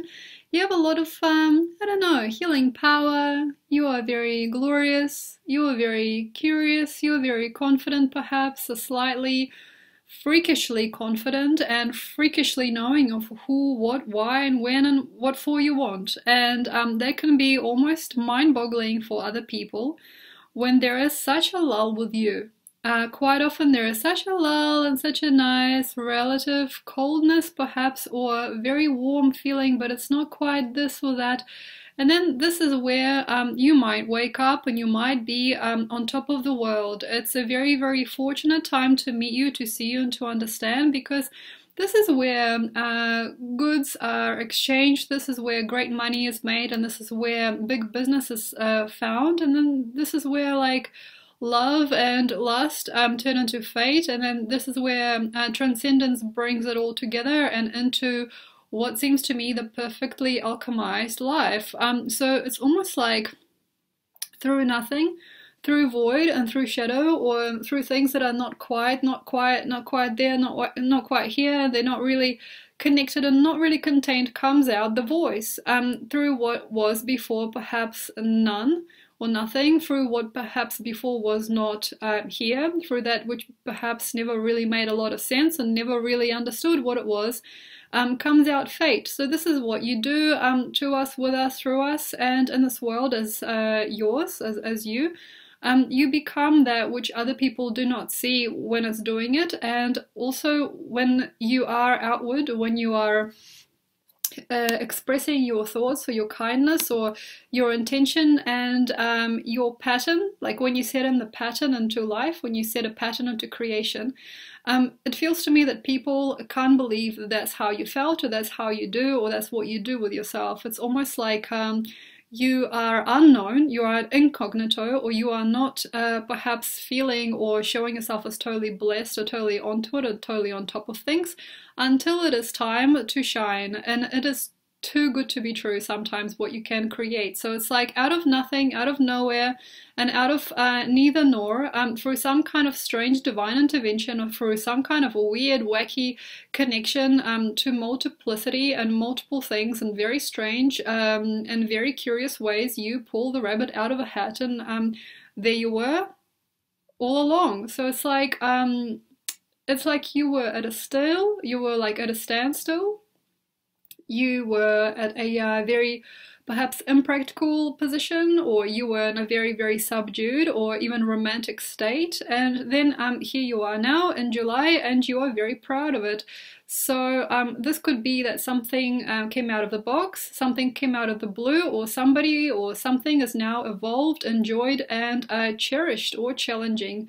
It's also very easy here to create a reality which you did not want. It is very easy here to pull the rabbit out of a box and it's not what you wanted, or perhaps to by accident generate a very violent or very even sickening experience. It is also very easy here to not radiate outwards but to radiate inwards, and to want to subdue the new changes or the new up and coming vibrations that you yourself create. So what I mean here is that you may not want to share straight away what you've got, and it could be actually something totally private and something that you do only on the inside. So you can have a very private, secretive rhythm here. You can have a secret universe. You could have perhaps a cryptocurrency empire, not show anybody.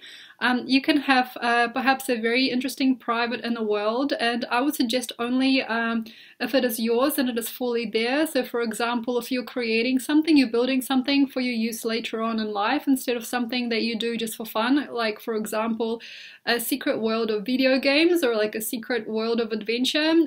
If you get what you want out of very simple things. Sometimes a Piscean can be very addicted and very confused by those things. So for example, the world of pornography, the world of self-pleasure, or the world of pain, and the treasuring of that pain. So make sure that when you are creating this world, connecting to the special way in which you're going to probably function now for a long time, try to make sure that when you're creating this new world in July, when you're making this new break for it, or when you're making this new power structure in your life, that you are not trying to be somebody else, and you are not walking behind other people, and also that you are not making something worth a lot more than it is. So it's also very possible, very likely, to become a collector of old used goods. It's also very easy here to become a collector of the past. It's very easy here to become obsessed or become very depressed when you don't get that which you think you want, which could be just an archaic old story, or it could be some kind of unconscious or unfresh or like ungiving or unfertile emotion, which then doesn't give you a lot more. So it is very, very good here for you guys here during this month of July not to cluster yourself with things that you do not want to take further on. I mean, I'm really nobody to tell you how you do things, because sometimes how you do things is a mystery to me, Pisces. I'm just a Libra Scorpio, so I don't really know how you do things, but sometimes during this time, what might happen is that you might evolve and develop and devour a new type of rhythm or a new type of frontier, which might not actually be in alignment to the greater cycle of your life. And how do you know if it isn't?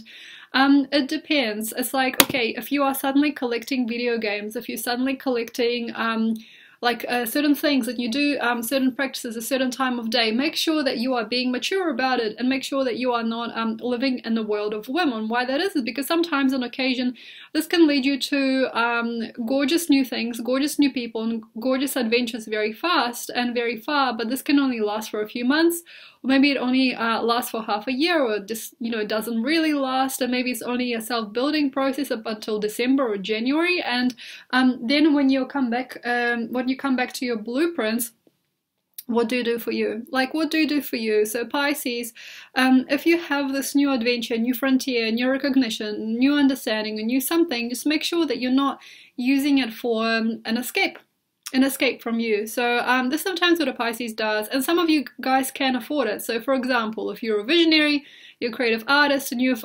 collected lots of things, like say you collected lots of scraps of clothes and things like that, and you created a new collection, and yeah, this is not going to probably be in style forever, but it's nice for you to do that because it's part of your job or it's part of your industry. But then for example, if you are like collecting memes, and you are collecting friends on Facebook and YouTube and things like that, you don't really want to know them, but you don't really want to know yourself, or you don't want to go into any kind of like further practice with your own work, or you don't want to work alongside another person that perhaps is practical for you, and you don't want to do things on a more imprinting energy, because we do have Saturn here at the beginning of Capricorn, which is not that much of a big deal for you actually, it's not as big a deal for you as it is for other people. So The thing I'm just saying to you is that, look, you can take it further. You can really take it further. It's just about how much power, force, and interest you put into those things. And yeah, what I'm saying is that you're at the brink of something. You can really birth heaven into creation. It's a very fertile time. It's a really beautiful time for fertility and sensuality. It's a very nice time to believe in yourself and believe in your power and believe in your strength. And it's also a very, very beautiful and slightly challenging time to become more of your own, and sometimes also to be more revered as a practitioner or a practical being. But how about this? If you don't want to do things and you just want to stay alone and you don't want to like be part of any kind of collective dream, why don't you just stay yours? What I mean is like staying yours. You can work inside, and you can work so far away from everything else anybody's ever done that you can be untouchable, and then create a business or create a mind or create something that is only separate and only completely, entirely, totally connectable only to you. And that's fine. So it's like Pisces, you can create a world that is entirely your own. So if you did want to live in solitude, or to have a very, very solid but very, very inward and very, very private universe, as we've been talking about privacy for like 2 or 3 months now, yeah, so privacy can be definitely yours, and it can be your own world and your own sort of like level of relationship with source. But here's the thing, it's like you're creating, it is done, you're creating and you're making something strong, you're making a possibility, you're making probably a dream come true, you're making dreams happen for others. It's very, very clear, very crystalline. You are like a person that can be a catalyst unknowingly to something else somebody else is doing, or something else that somebody else has done. You can be a person that proves another person to themselves. You can be here the magic link, or like the magic number. You know, you can be the person that's very lucky and very loving, or very much in love, and you can be very lucky in many, many different ways, with very, very many different things. But unfortunately, and why I'm saying unfortunately, because Pisces is usually like a two-sided person, is that sometimes you can design it and you can decide, almost like as a great wizard or like a great witch, that which you want, which is not even a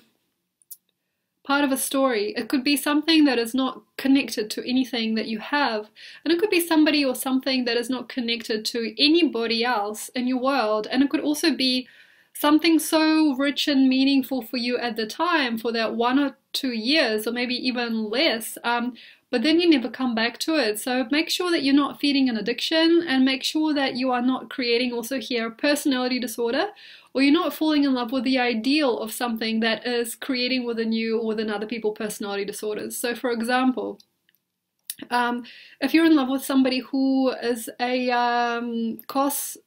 dressing person, so like they like to dress as different people, maybe they're really in love with themselves, or maybe they just really want to be somebody else, and then there's no future past that, and they live a very, very sterile and lonely life perhaps, and then you become one of those people, or you become one of the people on the team of many that don't really want to be alone, but yet they're always isolated, or there's a lot of negativity and the type of clan that they've created. So guilds and in practical situations with others are very, very likely here to not bring a lot, because the system of guilds, or the system of people really replenishing and pulling together at the moment, is kind of stuck. So what I mean is, like, there is a concept and there's like a dream and an eternity with other people. So like the idea of being together, or the idea of being in guilds, or being in situations of conformity, or like these Cancerian kinds of like clans and situations where people are closer together, it is, but it is not true. Like, it's not quite true. So the intention is setting into creating greater connection between one another, but we are more like exploring, exposing at the moment. We're more like shining and kind of like shimmering around. We're not really truly trying to release the old and try to make these new structures which we can uphold for perhaps thousands of years, you know? Like, we're not really creating things that can outlast us right now. We just more still sort of sorting out a few things before the Saturn in Capricorn really swings us into greater creation and power play. So it is very, very easy here to design a life where you probably expect or suspect another will hold you, or you can expect or suspect something else will happen out of what you have. And it is very interesting here to bet ahead, but I suggest with betting ahead, try to make it impersonable. So for example, if you're betting on Bitcoin or if you're betting on some kind of like a game, but try not to bet on people. So not betting means less regretting, because I feel that here it is so easy to bet on things that don't go further on. I feel sale is much better than buying. Unless you are really, really true and honest about what you want to make. So for example, if you're creating a certain type of brand that is based on memorabilia, if you're like a collector of art or collector of ancient things, yeah, it's fine. Collecting and paying a lot of money, or like putting a lot of your concept into, like, say, esoterics or like ancient things or things that are like bought and sold as antiques, yeah, that's fine. Collectibles and antiques are fine, but I would really suggest, like, for most Pisces to really think hard as to what this new button will do. It's like you're pushing the button. Okay, you've pushed the button, I feel, once too many times. Okay, so you're pushing the button, and the button will do a lot more than perhaps you need it to. So it's like, yeah, it's easy here to manifest and to generate a few experiences, but whether they last 2 or 3 days, or whether they last half of your life or something like that, is a question. So I would probably definitely suggest to go backwards. If you've planned something, if you've been, for example, spending a lot of time doing a certain thing, like you've been maybe watching a lot of movies, playing video games, you've been reading a lot, you've been thinking a lot, if you've been kind of stagnant, or if you've been kind of idle, if you've been kind of like connecting to something or somebody, or you've been addicted to something or somebody, it's very nice to replenish the unconscious state from which this new manifestation has come. So what I mean is, what are the reasons for you to manifest this type of experience or this type of situation or behavior, or what is the next link? So definitely time to be quiet for me as well, time to be kind, and time to be healed. Thank you very much for your time, Pisces. Such a beautiful time of the heart. I hope that you enjoyed this experience with me. If you'd like to know more about me or more about you, have a look in the links below. And yes, subscribe, like, all of that. Okay, thank you. Bye.